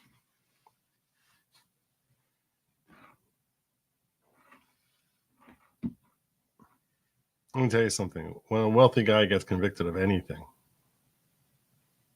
it's a good day for justice.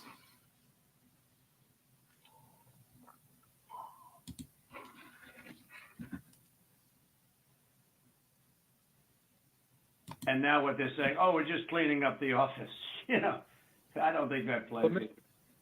Mr. President, the problem you have with social media, people can say anything. No, this isn't social media. This is Trump media. It's not social media. It's really not. It's not social media. I don't care about social, but I couldn't care less. Social media is big tech. Big tech is on your side. I don't even know why you have a side, because you should want to have an accurate election.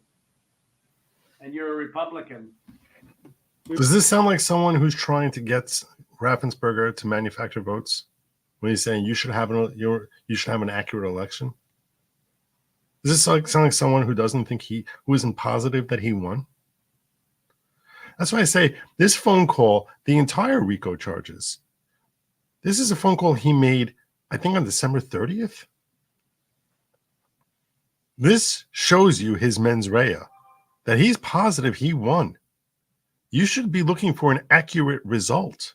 That's your job. So that's why I'm saying this phone call is so phenomenal for him. This is not a bad phone call. When he calls it a perfect phone call, he's right. He's showing you, look, this is anyone who's sitting here thinking that he doesn't believe that he won. I mean, I made the point just generically. This is a guy who, is he a very flawed human being? I say that all the time. He's very flawed. He's narcissist. His insecurities. I recognize he's a very flawed person. I think he happened to be phenomenal president with the policies he implemented. But as a human being, he's very flawed. And those flaws serve to protect him. If you think that about him, you recognize that about him, do you think this is a guy who ever will admit to himself that he lost? Even if he was completely wrong, even if there was much less evidence, do you think he would ever really admit to himself that he lost? Which means that he doesn't really think he doesn't think he's trying to trick anyone. It's what he really believes. I mean, I happen to really believe him on this one also. I happen to agree with him on this one. But how it is that he's being indicted and anyone thinks that this is not political persecution when the very people who hate him recognize that in his own mind that they would call a warped mind, but that in his own mind he cannot accept that he lost, and that's what you consider to be his failing.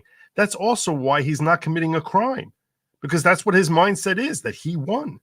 And you can think that he's crazy for having that mindset, but you can't deny that that's what his mindset is. And seeing as how that's his mindset, how can you say he's trying to trick anyone? He's trying to get them to do what he thinks justice is. And we have to allow presidents to do that, even if they're childish, even if they're narcissists or insecure. We have to let them do what they think is right, and then let the people, vote them in, vote them out, whatever it is. But that's what a democratic republic is.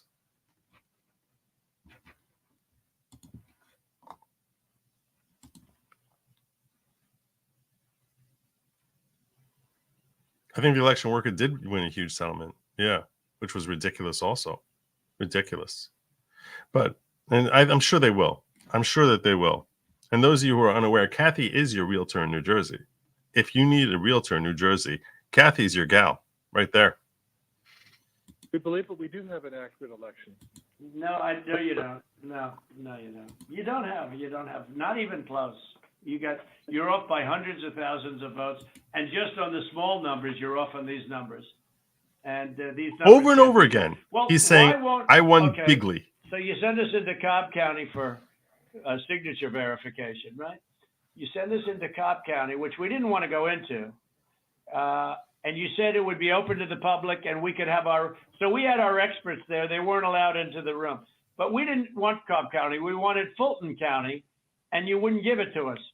Now, why aren't we doing signature, and why can't it be open to the public, and why can't we have professionals do it instead of rank amateurs that will never find anything and don't want to find anything? And this sounds like he wants election integrity. He's like, let's check where I think the fraud really is, which is in Fulton County, and have signature verification. They don't want to find, they don't want to find anything. Someday you'll tell me the reason why, because I don't understand your reasoning, but someday you'll tell me the reason why. But why don't you want to find? We chose Cobb County. Why don't you want to find? County. What? Sorry, go ahead. Yeah, okay, so why did you do Cobb County? We didn't even we requested Fulton County, not Cobb County. Well, Mr. President, we did have our election contest. Yeah, go ahead, please. Go ahead. We chose Cobb County because that was the only county where there's been any evidence submitted that the signature verification was not properly done. Well, no, but I told you, but we're not. Which is, that right there shows you Raffensperger's bad faith. And I'll tell you how it shows his bad faith. Because statistically, it doesn't make sense that so many were okay. It just doesn't make sense. It's off by like 900% from what a typical year is. So you're telling me we have no evidence? The statistics are your evidence. Statistics as far as the levels of acceptance are your evidence. That doesn't make any sense. They say in baseball that the best team loses 50 games and the worst will still lose 50 games during the course of the season. The best team and the worst team will still win 50 games. So if you have a team that is not losing 50 games, you have a team that's only losing 15 games all season. At a certain point, you say, okay, you know what? They might be a great team, but something weird is happening here. That doesn't make sense. And you scrutinize further because it just doesn't make any sense. And failure to scrutinize further and say, oh, we don't have any evidence that there was anything wrong here. That's a bad faith point that Raffensperger is making. That cannot be made in good faith. We don't have evidence. What do you call evidence? You don't call bizarre statistics evidence? How is that not evidence? We're not saying that. We are the aggrieved party. Fulton County, look, Stacy, in my opinion, Stacy is as dishonest as they come. She has outplayed you at every heart, at everything. She got you to sign a totally unconstitutional agreement, which is a disastrous agreement. You can't check signatures. You can't do that. I can't imagine you're allowed to do harvesting, I guess, in that agreement. That agreement is a disaster for this country. But she got you somehow to sign that thing, and she's outsmarted you at every step. And I hate to imagine what's going to happen on Monday or Tuesday, but it's very scary to people, you know, where the ballots flow in out of nowhere. It's very scary to people. That consent decree is a disaster.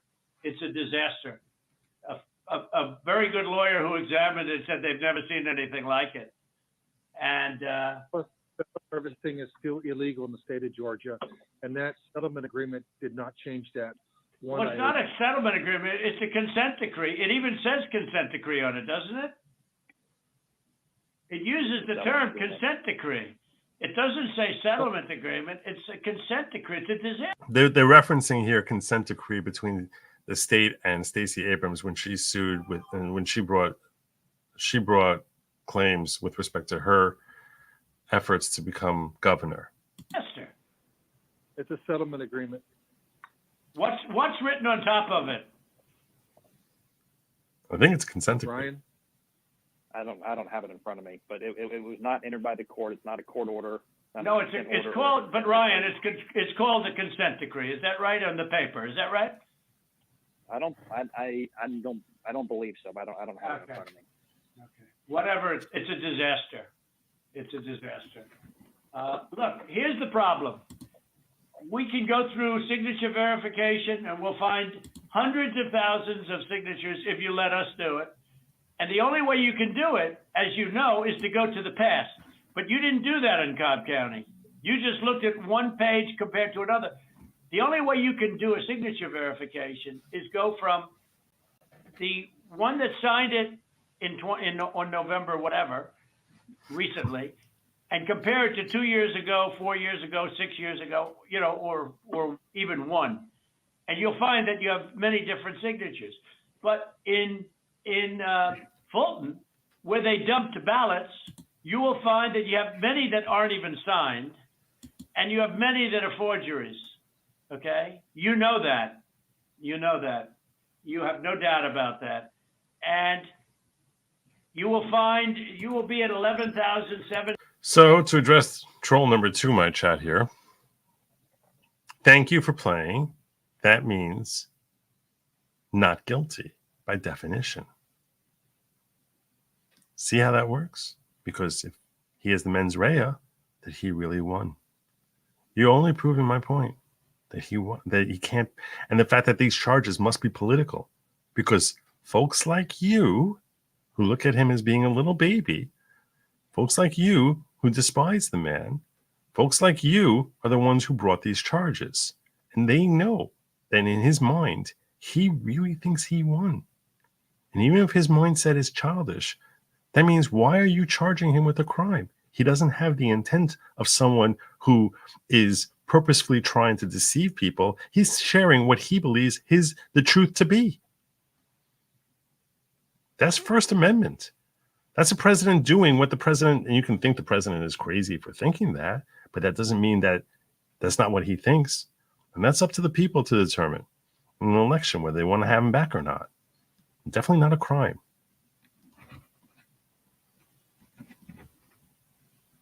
Thanks for playing. 79 within minutes, because Fulton County is totally corrupt, and so is she totally corrupt. And they're going around playing you and laughing at you behind your back, Brad. Whether you know it or not, they're laughing at you.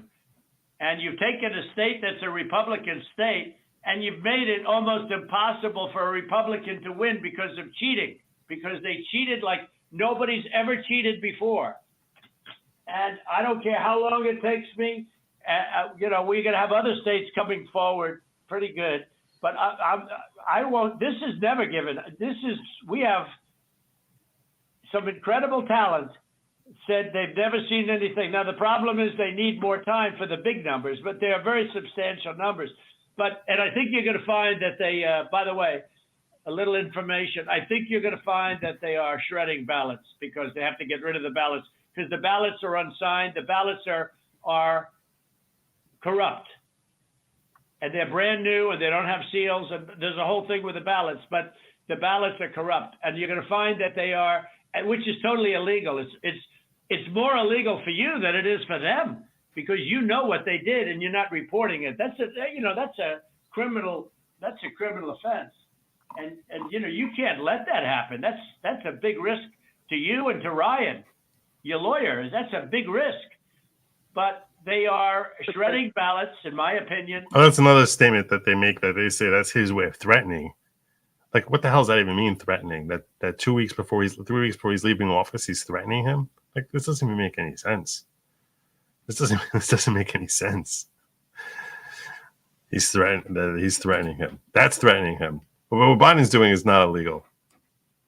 Biden trying to persecute someone who he knows believes won. That he knew that he didn't win. Like, it's just astonishing.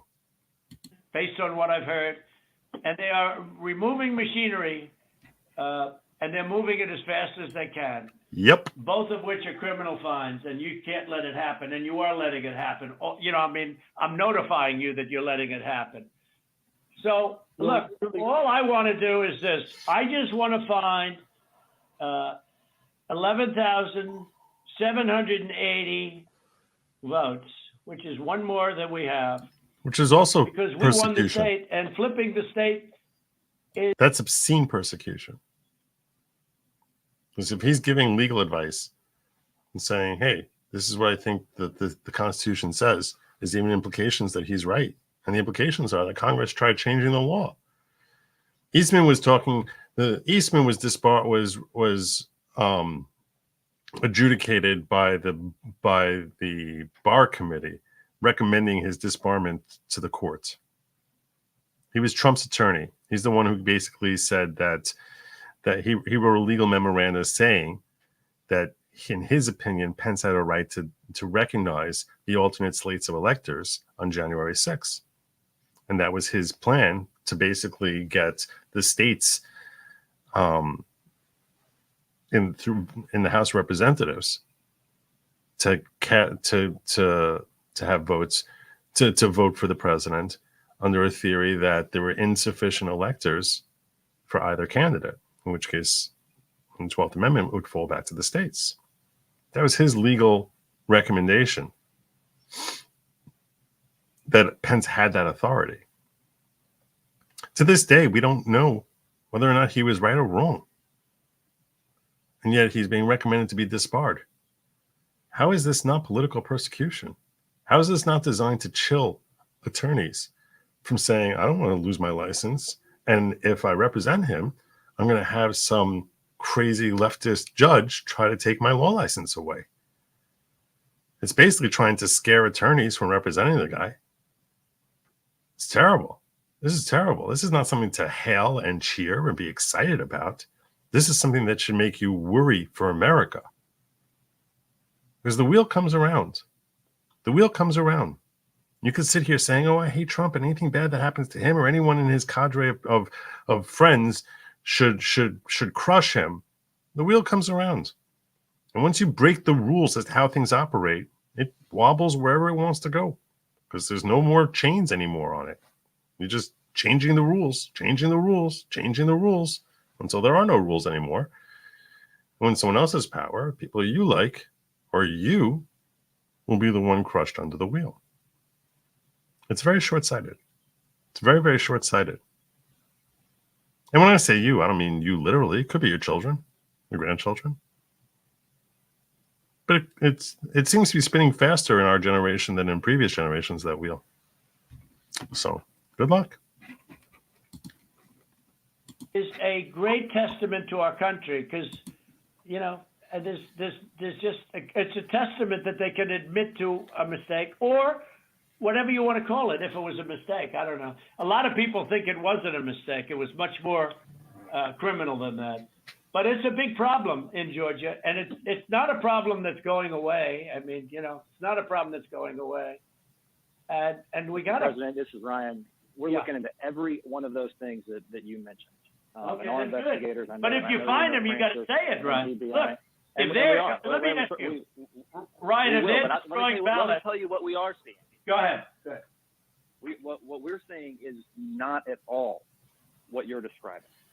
Okay. And these are investigators from our office. These are investigators from GBI, and they're looking and they're good, and that's not what they're seeing. And we'll keep looking. We'll keep looking at all these things. Well, you better But what check we are on the saying- ballots because they are shredding ballots, Brian. I'm just telling you, Ryan. They're shredding ballots. Yeah, now that they've taken over the country, they're completely in check. Completely in check. You know, they're not advancing any further. So stupid. Not you, Kool-Aid. I know who you're responding to. And you should look at that very carefully because that's so illegal. Yes, this tape, one of the charges is that this phone call was an illegal act by him. This is definitely going to be played. This is definitely going to be played if this goes to trial. I don't think it ever will, though.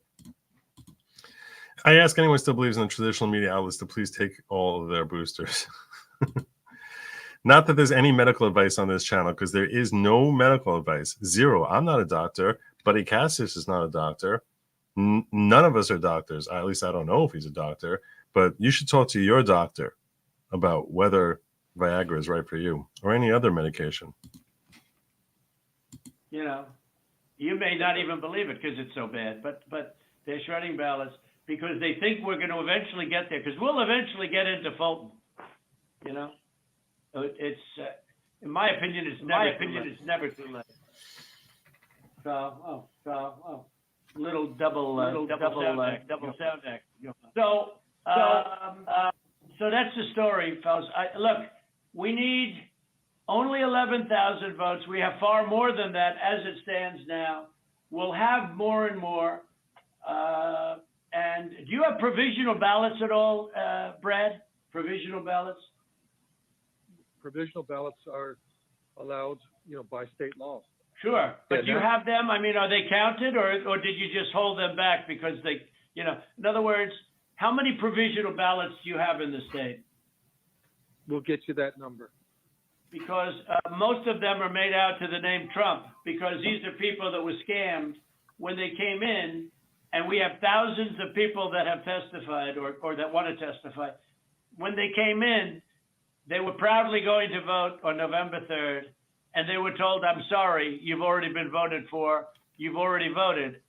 The women, men started screaming, no, I proudly voted till November 3rd. They said, I'm sorry, but you already been voted for, and you have a ballot. And these people are beside themselves. So they went out and they filled in a provisional ballot, putting the name Trump on it.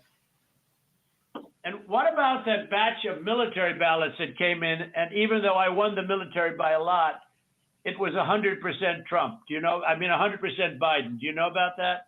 A large group of ballots came in. I think it was to Fulton County, and they just happened to be 100% for Trump, even though for Biden, even though Trump won the military by a lot, a tremendous amount. But these ballots were 100% for Biden. I love how he refers to himself in the third person, even though Trump won. I always think of that Seinfeld episode with that guy with the shoes. Jimmy's gonna score. Jimmy's going left. Jimmy's gonna score on you. Jimmy likes you. Oh, well, I like Jimmy too. Jimmy wants to go out with you. And you know about that? A very substantial number came in, all for Biden. Does anybody know about it? I know about it, but we were never. Well, okay, Cleta, wait. I'm not asking you, Cleta, honestly. I'm asking Brad. I don't want to hear from you. Do you know about the military ballots that we have confirmed now? Do you know about the military ballots that came in? That's right. That's a great call. Ricky Henderson used to do the same thing also. Great call. Great call. Yeah. Ricky's the greatest base stealer of all time. Ricky's the greatest baseball player of all time. He really was, by the way. That guy was a freak. He was a freak. And especially in his prime when he's stealing 130 bases. And it was just like, yes, I'm about to steal on you. You know I'm about to steal on you. The 50,000 people watching this game all know I'm going to steal on this next pitch, and you still can't stop me. And then I'm going to steal third. And then you're going to be so freaked about me stealing home that you're going to throw wildly. The dude was crazy. Crazy. With thighs that were like just ridiculous. When he became a Yankee, I was so excited. I remember as a kid, I was so excited when he became a Yankee. But he used to refer to himself in the third person also.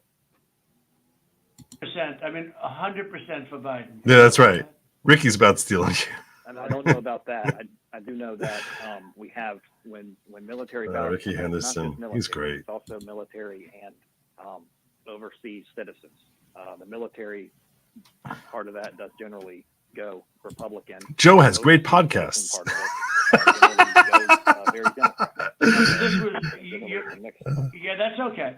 But I got like 78% in the military. These ballots were all for this. Joe is not the leader of the They phone. didn't tell me overseas. Could be overseas too, but I get votes overseas too, Ryan. You know, in all fairness.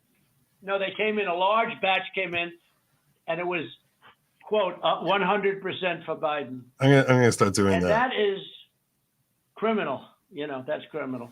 Okay, that's another criminal. That's another of the many criminal events. Many criminal events here. I don't know. Look, Brad, I have to find 12,000 Good logic. votes, It's about to and I school have you. them times a lot. And therefore I won the state. That's before Oh, we my go God. to the next step, which is in the process of right now, you know. And I watched you this morning and you said, well, there was no criminality, but I mean, all of this stuff is very dangerous stuff.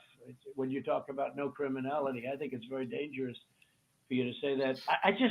I just don't know why you don't want to have the votes counted as they are. Like even you, when you went and did that check, and I was surprised because, you know, I didn't consider the check, and we found a few thousand votes that were against me.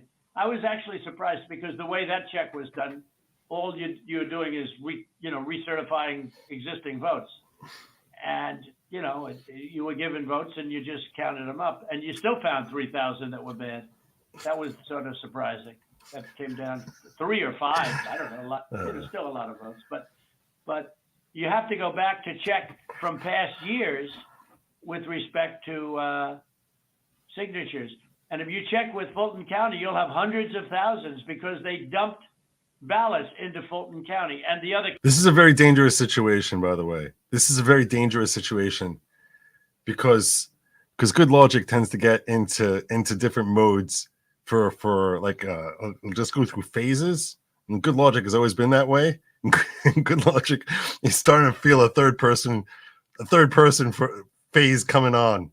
Good logic is feeling a third person phase come on. County next to it.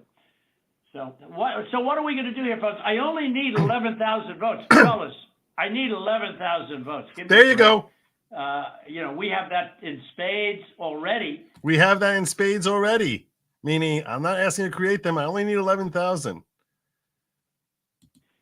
Or we can keep it going, but that's not fair to the voters of Georgia because they're going to see what happened, and they're going to see what happened. I mean, I'll take on anybody you want with regard to and her lovely daughter, a very lovely young lady, I'm sure. But I will take on anybody you want. And the minimum, there were 18,000 ballots, but they used them 3 times, so that's a lot of votes. And that one event, and they were all to Biden, by the way. That's the other thing we didn't say. You know, one thing I forgot to say, which was the most important. You know that every single ballot she did went to Biden. You know that, right? Do you know that, by the way, Brett? Every single ballot that she did through the machine at early in the morning went to Biden. Yep. Did you know that, Ryan? That's not accurate, Mr. President. Huh. What is accurate? It's over. The numbers that we are It's like showing. the first 2 hours, 2.5 hours. No, about early in the morning, Ryan, when the woman took when the whole gang took the stuff from under the table, right? Do you know do you know who those ballots, do you know who they were made out to? Do you know who they were voting for? No, not specifically. Did you ever check? No, it's adjourned for the day. It's submitted. We did what I described to you earlier. No. Did you ever check the ballots that were scammed by a known political operative balloteer? Did you ever check who those votes were for? We've looked into that situation that you described. No, they were 100% for Love it. Biden. 100%. There wasn't a Trump vote in the whole group. Why don't you want to find this, Ryan? What's wrong with you? I heard your lawyer is very difficult, actually, but I'm sure you're a good lawyer. You have a nice last name. But I'm just curious. I think he's talking to Germany is the guy's last name. Why do you keep fighting this thing? It just doesn't make sense. We're way over the 17,779, right? We're way This is over not that in number. court. I'm just playing this because people asked Good Logic to play this. I'm not gonna, Good Logic's gonna have a hard time breaking out of this phase. And just if you took we're over that number by five or six times when you multiply it out times 3. And every single ballot went to Biden. And you didn't know that, but now you know it. So tell me, Brad, what are we going to do? We won the election, and it's not fair to take it away from us like this. And it's going to be very costly in many ways. And They're not coming back. You have to say that you're going to re-examine it. Today. You can re-examine It's all it, submitted. but Now re-examine we're it with waiting people for the judge that to make a decision. want to find answers, not people that don't want to find answers. For instance, I'm hearing Ryan, and he's probably, I'm sure, a great lawyer and everything, but he's making statements about those ballots that he doesn't know. Yes. But he's making them with such... Because no one knows he's what making they're them with saying. surety. It's very Now I effective. think he's less sure because the answer is they all went to Biden. And that alone wins us the election by a lot. You know, so. Mr. President, you have people that submit information, and we have our people that submit information, and then it comes before the court, and the court then has to make a determination. We have to stand by our numbers. We believe our numbers are right. Why do you say that, though? I don't know. I mean, sure, we can play this game with the courts, but why do you say that? Now, first of all, they don't even assign us a judge. They don't even assign us a judge. But why would you, Good Logic. Brad, Good Logic thinks that everyone in the chat should refer themselves in third person. That could be like a new. That should be the new thing of the following. That everyone refers themselves in the third person. Say her name. Say her name. Say her name. Say her name. Say her name. Ruby Freeman. why wouldn't you want to check out? And why wouldn't you want to say, hey, if in fact President Trump is right about that, then he wins the state of Georgia. President Just that Trump one is right. incident alone, without going through hundreds of thousands of drop ballots. You just say you stick by. I mean, I've been watching you for, you don't care about anything. Your numbers are right, but your numbers aren't right. They're really wrong, and they're really wrong, Brad. And I know this phone call is going nowhere other than. Well, that's not bad. Other than Digger 21. ultimately, look, ultimately I win, okay? Because But, Mr. Secretary, Mr. you guys President, are so wrong, and you've treated thinks this is a good you've idea. treated the population of Georgia so badly. Between you and your governor, who was down at 21, he was down 21 points, and like a schmuck, I endorsed him and he got elected. But like a schmuck. Oh, I gotta hear that again. That is so good. I forgot he said that. Like a schmuck, I endorse that guy. That is such a classic New Yorker type of thing. It's like when you're angry at yourself for something you did in the past. Oh my god. Oh my god, that was so good. I want to hear that without it being interrupted by me or by Good Logic. Or Tigger 21. then ultimately, look, ultimately I win, okay? Because Okay. Mr. Secretary, Mr. you guys are President, so wrong, and you've treated the population of Georgia so badly. Between you and your governor, who was down at 21, he was down 21 points, and like a schmuck, I endorsed him and he got elected. But I will tell you, he's a disaster. and he'll never, I can't imagine, the people are so angry in Georgia, I can't imagine he's ever getting. Good Logic loves Trump.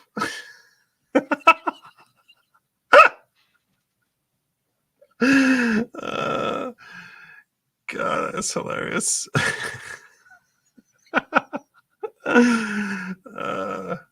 Elected again, I'll tell you that much right now.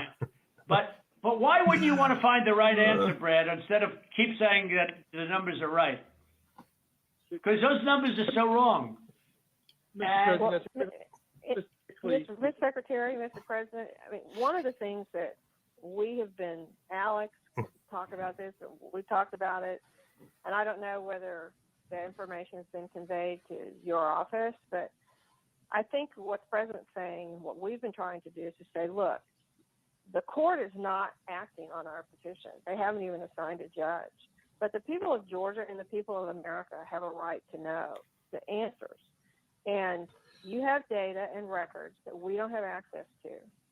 And you keep telling us and making public statements that you've investigated this and, you know, nothing to see here. But we don't know about that. All we know is what you tell us. What I don't understand is why it wouldn't be in everyone's best interest to try to get to the bottom, compare the numbers. You know, if you say, because but to try to be able to get to truth, and that because we don't have any way of confirming what you're telling us. You tell us that you've had an investigation of the State Farm Arena. I don't have any report. I've never seen a report of investigation. I don't know what that is. This is a perspective that really helps the Black family that's struggling with Biden's hyperinflation. I'm sure they're very excited. They're very excited about the Black community is very very excited about this, right? Not completely an elitist perspective, not completely. What a bizarre way of looking at the economy, a simpleton way of looking at the economy. Yeah, very concerned. That's Democrats. They care about minorities. Oh. And you can tell because they basically tell you, no, the economy is really strong. It's really strong. I guess they believe in trickle-down economics all of a sudden, right? Is that what it is? They believe in the left believes in trickle-down economics now? Is that what's happening? Good Logic is confused. I don't know. And that's just one of like 25 categories. And it doesn't even, and as the President said, we haven't even gotten into the Dominion issue. That's not part of our case. It's not part of, we just didn't feel as though we had any way to be able to develop. No, we do have a way, but I don't want to get into it because Exactly. we found a way in other states, later, excuse me, but we don't need it because we're only down 11,000 votes, so we don't even need it. I personally think they're corrupt as hell, but we don't need that because all we have to do, Clayton, is find 11,000 plus votes. So we don't need that. RICO. There you go. That's a RICO charge right there. All we need to do is find the 11,000. It's such bad faith. It's such bad faith. The charges themselves are gaslighting. I'm not looking to shake up the whole world. We won Georgia easily. We won it by hundreds of thousands of votes. But if you go by basic, simple numbers, we won it easily. So we're not giving Dominion a pass on the record. Right, exactly. But we just don't, we don't need Dominion because we have so many other votes that we don't need to prove it any more than we already have. Mr. President, Cleta, this is Kurt Hilbert, if I might interject here for a moment.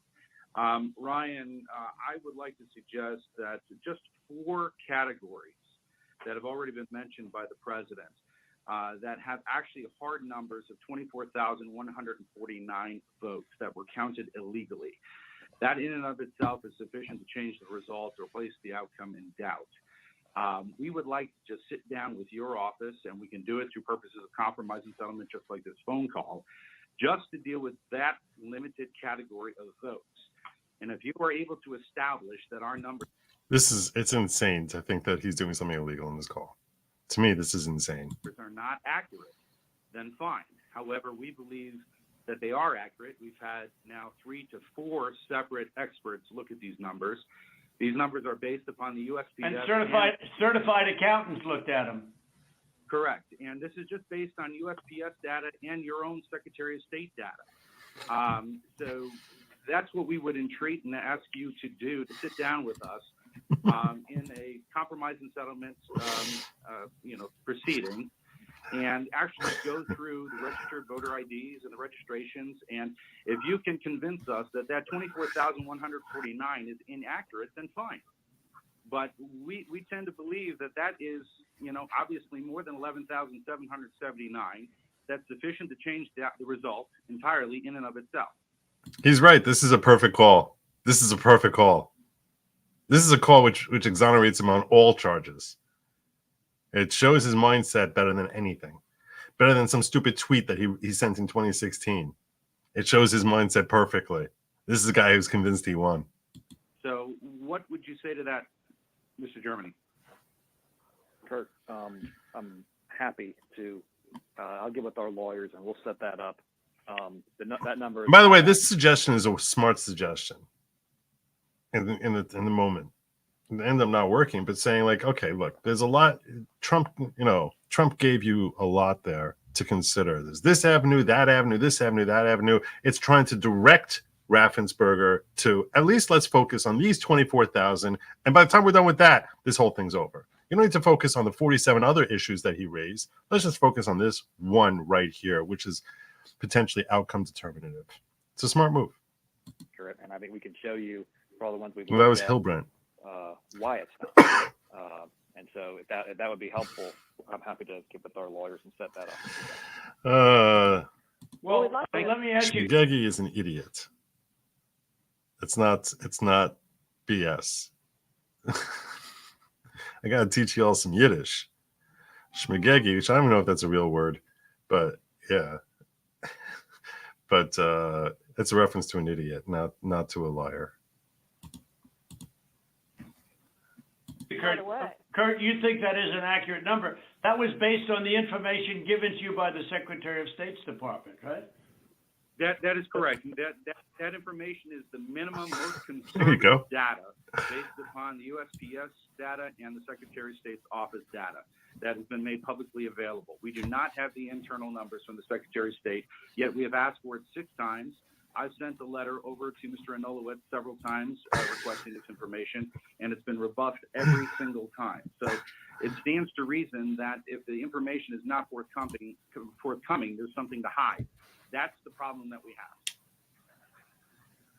Well, that's not the case. There are things that you guys are entitled to get, and there's things that under law we are not allowed to give out. Well, you have to. Well, under law, you're not allowed to give faulty election results, okay? You're not allowed to do that, and that's what you've done. This is a faulty election result.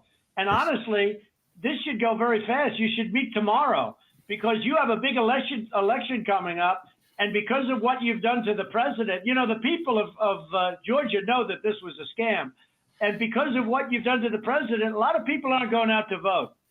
And a lot of Republicans are going to vote negative because they hate what you did to them. What he's referring to with coming out to vote is this was the 2 days before the senator re-election thing was happening. It was a special election for the senator that was about to happen a couple days after this call. The president, okay? They hate it.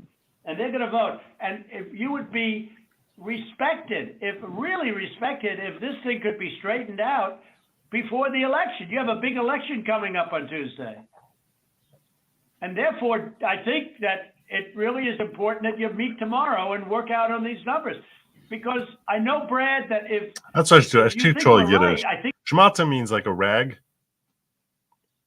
And it literally means rag. And people will use it in reference to clothing that looks terrible. So I'll say it looks like a shmata. And a nudge is someone who's just a pest, like pester. To nudge someone is to pester them. It can be used as a noun or a verb. A person could be a nudge, or you can nudge someone. I think you're going to say, and I'm not looking to blame anybody. I'm not. Sugar means crazy person.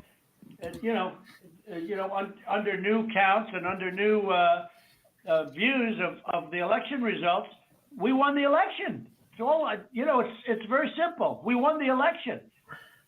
As the governor of major states and the surrounding states said, there is no way you lost Georgia. As the Georgia politicians say, there is no way you lost Georgia. Nobody, everyone knows I won it by hundreds of thousands of votes. But I'll tell you, it's going to have a big impact on Tuesday if you guys don't get this thing straightened out fast. Well, Mr. President, this is Mark. Let me just, it sounds like we've got two different sides agreeing that we can look at those areas, and I assume that we can do that within the next 24 to 48 hours. It does come from the word That nudge. reconciles the Yiddish is a bastardization of German and English, and it does come from the word nudge. that we can look at the two claims and making sure that we get the access to the Secretary of State's data to either validate. Nudnik really refers to someone who's an imbecile. Really not an imbecile, more like a Gilligan. So it's like someone who just like, it's almost like you have a yeah, a nudnik is really not annoying, so to speak. Validate or invalidate the claims that have been made. Is that correct? So that's not what I said. I'm happy to sit down with, or have our lawyers sit down with Curtin and the lawyers on that side and explain to him, hey, here's, based on what we've looked at so far, here's. It's not really a pain. It's not really a pain in the ass. This is wrong. This is wrong. This is wrong. And So what you're saying, Ryan? Hold on. Let me make sure. So what you're saying is you really don't want to give access to the data. You just want to make another case on why the lawsuit is wrong. I don't think we can give access to data that's protected by law. But we can sit down with them and say, But hey, you're we're looking allowed at to this have a phony individual- election? You're allowed to have a phony election, right? No, sir.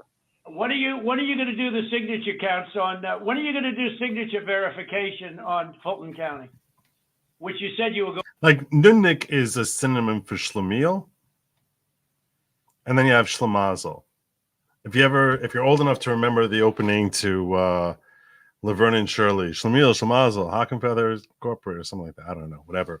So schlemiel is the Gilligan.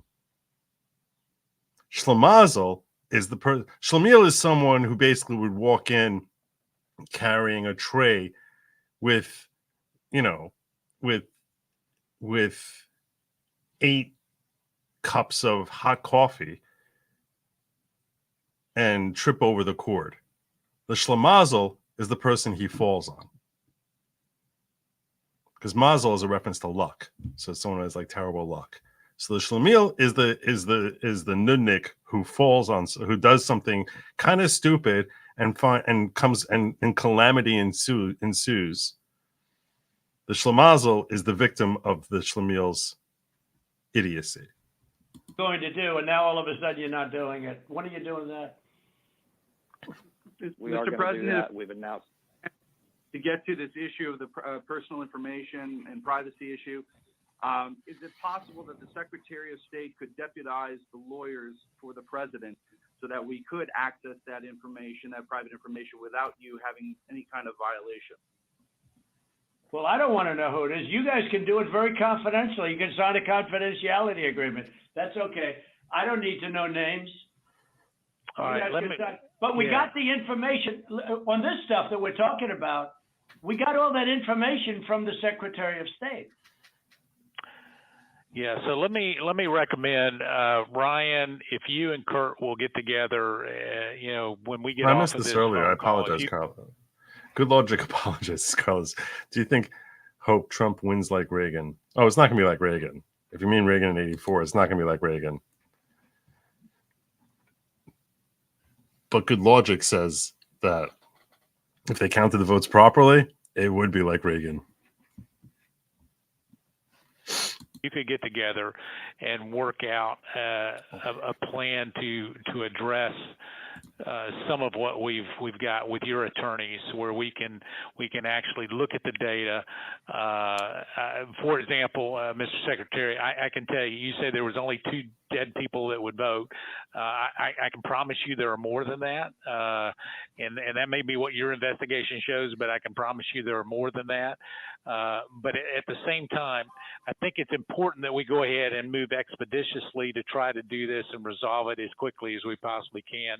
And if that's the good next step, hopefully we can finish this phone call and go ahead and agree that the 2 of you will get together immediately. Well, why don't my lawyers show you where you got the information? It'll show the Secretary of State, and you don't even have to look at any names. We don't want names. We don't care. But we got that information from you. And Stacey Abrams is laughing about, she's going around saying these guys are dumber than a rock. What she's done to this party is unbelievable, I tell you. And I only ran against her once, and that was with a guy named Brian Kemp, and I beat her. And if I didn't run, Brian wouldn't have had even a shot, either in the general or in the primary. He was dead as a doornail. He never thought he had a shot at either one of them. What a schmuck I was. But that's the way it is. That's the way it is. I would like you to, for the attorneys on my side, I'd like you to perhaps meet with Ryan, ideally tomorrow, because I think we should come to a resolution of this before the election. Otherwise, you're gonna have people just not voting. They don't want to vote. They hate the state. They hate the governor, and they hate the Secretary of State. I will tell you that right now. And the only people that like you are people that will never vote for you. You know that, Brad, right? They like you. They like you. They can't believe what they found. They want more people like you. So look, another apples ago. And Brad, we just want the truth. It's simple. He even closes with this. And everyone's going to look. We just want the truth. We just want the truth.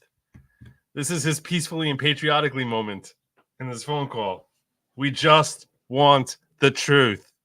Very good if the truth comes out. It's okay. It takes a little while, but let the truth come out. And the real truth is I won by 400,000 votes, at least. Clearly, he's trying to convince him to commit fraud. We don't need 400,000 votes. We need less than 2,000 votes. And are you guys able to meet tomorrow, Ryan? Yep. I'll get with Chris, the lawyer who's representing us. It's astonishing. This phone call is the basis of a charge. Astonishing. Ryan will be in it shows the bad with, faith. The other attorney on this call, Mr. Meadows. Thank you, President Trump, for your time. Okay, thank you, Brad. Thank you, Ryan. Thank you. Thank you, everybody. Thank you. Thank you very much. Bye. President.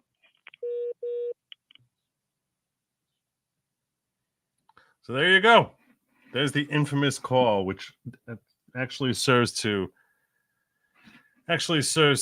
support him more than anything. What's the name of that language that people use in the Outback? Because Frank Barron here is saying that Frisian is the closest to English. There's a language that's used in the Outback that I heard the funniest. I want to find for you the funniest translation. What was it called? Yeah, I know you wrote Good Advocate, although normally good is. What's that called?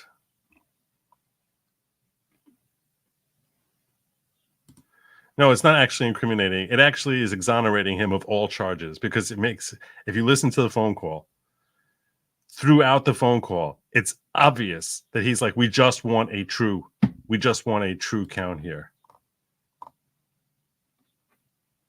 What's the language that the natives use in the Outback?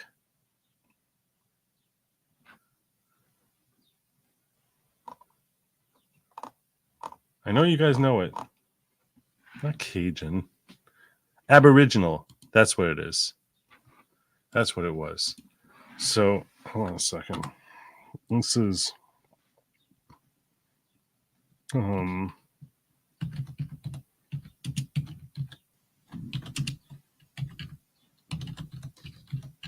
I saw this like 2 years ago.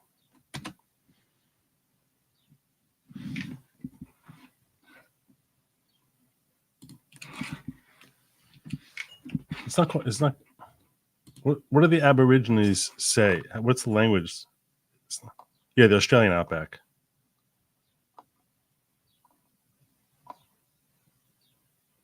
Is it just Aborigine? Is it Aborigine?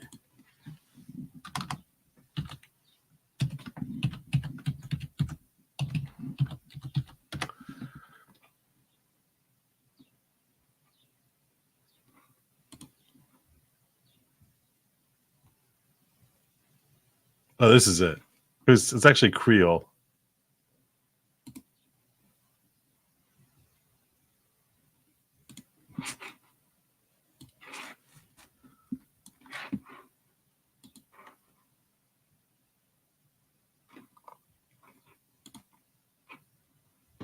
Hello, my name is Mark McGowan. I am the Premier of Western Australia. Hello, my name is Mark McGowan. And This is the translator. The translator into Creole. A COVID message in Creole. No medical advice here. There's no medical advice on this, but you're going to hear a COVID message translated into Creole by this fine woman. you will be Premier here in Western Australia, and I'm the interpreter. I gotta talk like Creole, like you will, what he talking about. This is an important message to keep Aboriginal people safe. And the message is probably important one to keep everybody safe one.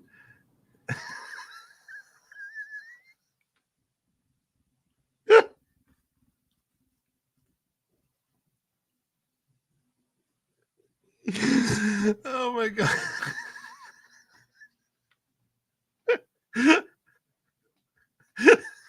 I like how he has to pause for her to interpret. You can die from the corona or get really sick. You will can pass away from this corona, or you will can get really sick one.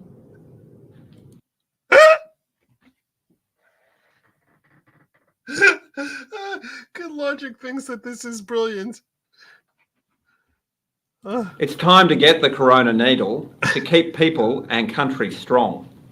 It's time up. Again, it's time to get him this needle. The needle? What? Corona.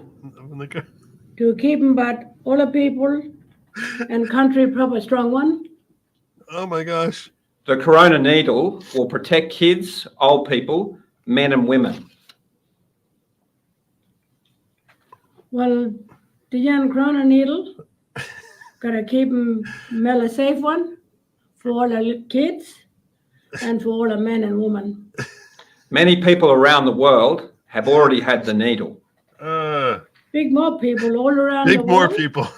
Been already getting but the needle. Already getting the needle. What? It is free and it's safe. Dijan, that needle black corona, a free one and a safe one. A safe one. If you're worried, talk to your clinic or medical centre or go to Roll Up for WA on the internet. People are worrying about talk like yours one clinic or go to a hospital place or go to get himself roll up on the internet. There you go. So get your needle now and stay strong. Thank you. So you will get him that needle. Needle one now. And stay proper strong one. Stay strong and one. Thank you. And one. Excellent.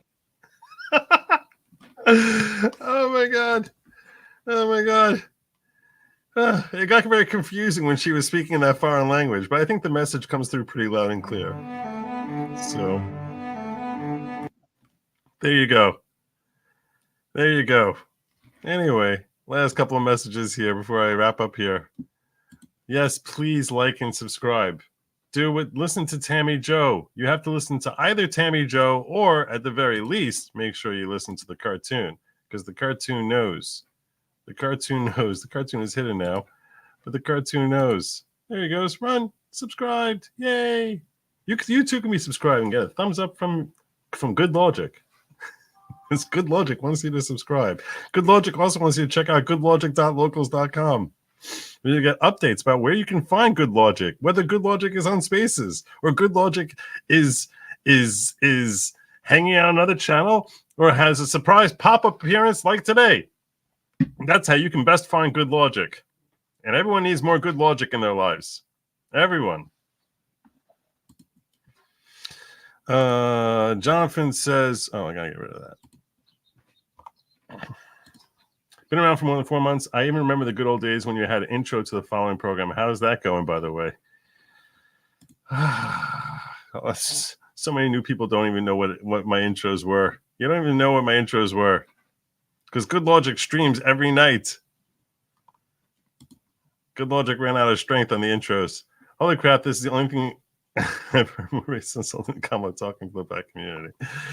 Queensland Kanaka English type of pigeon. I don't know what it Good Logic doesn't know what that is. All right, my friends. Time for Good Logic to land this plane and wrap this sucker up. Good Logic plans on streaming later tonight, where it's Third Person Thursday. Third Person Thursday tonight at 10 p.m. Hopefully you'll check that out. And in case you forget, best place to you gotta like, you gotta subscribe, and come on over to goodlogic.locals.com. That's goodlogic.locals.com. See you all there. Take care of yourselves. Have a phenomenal day and Godspeed.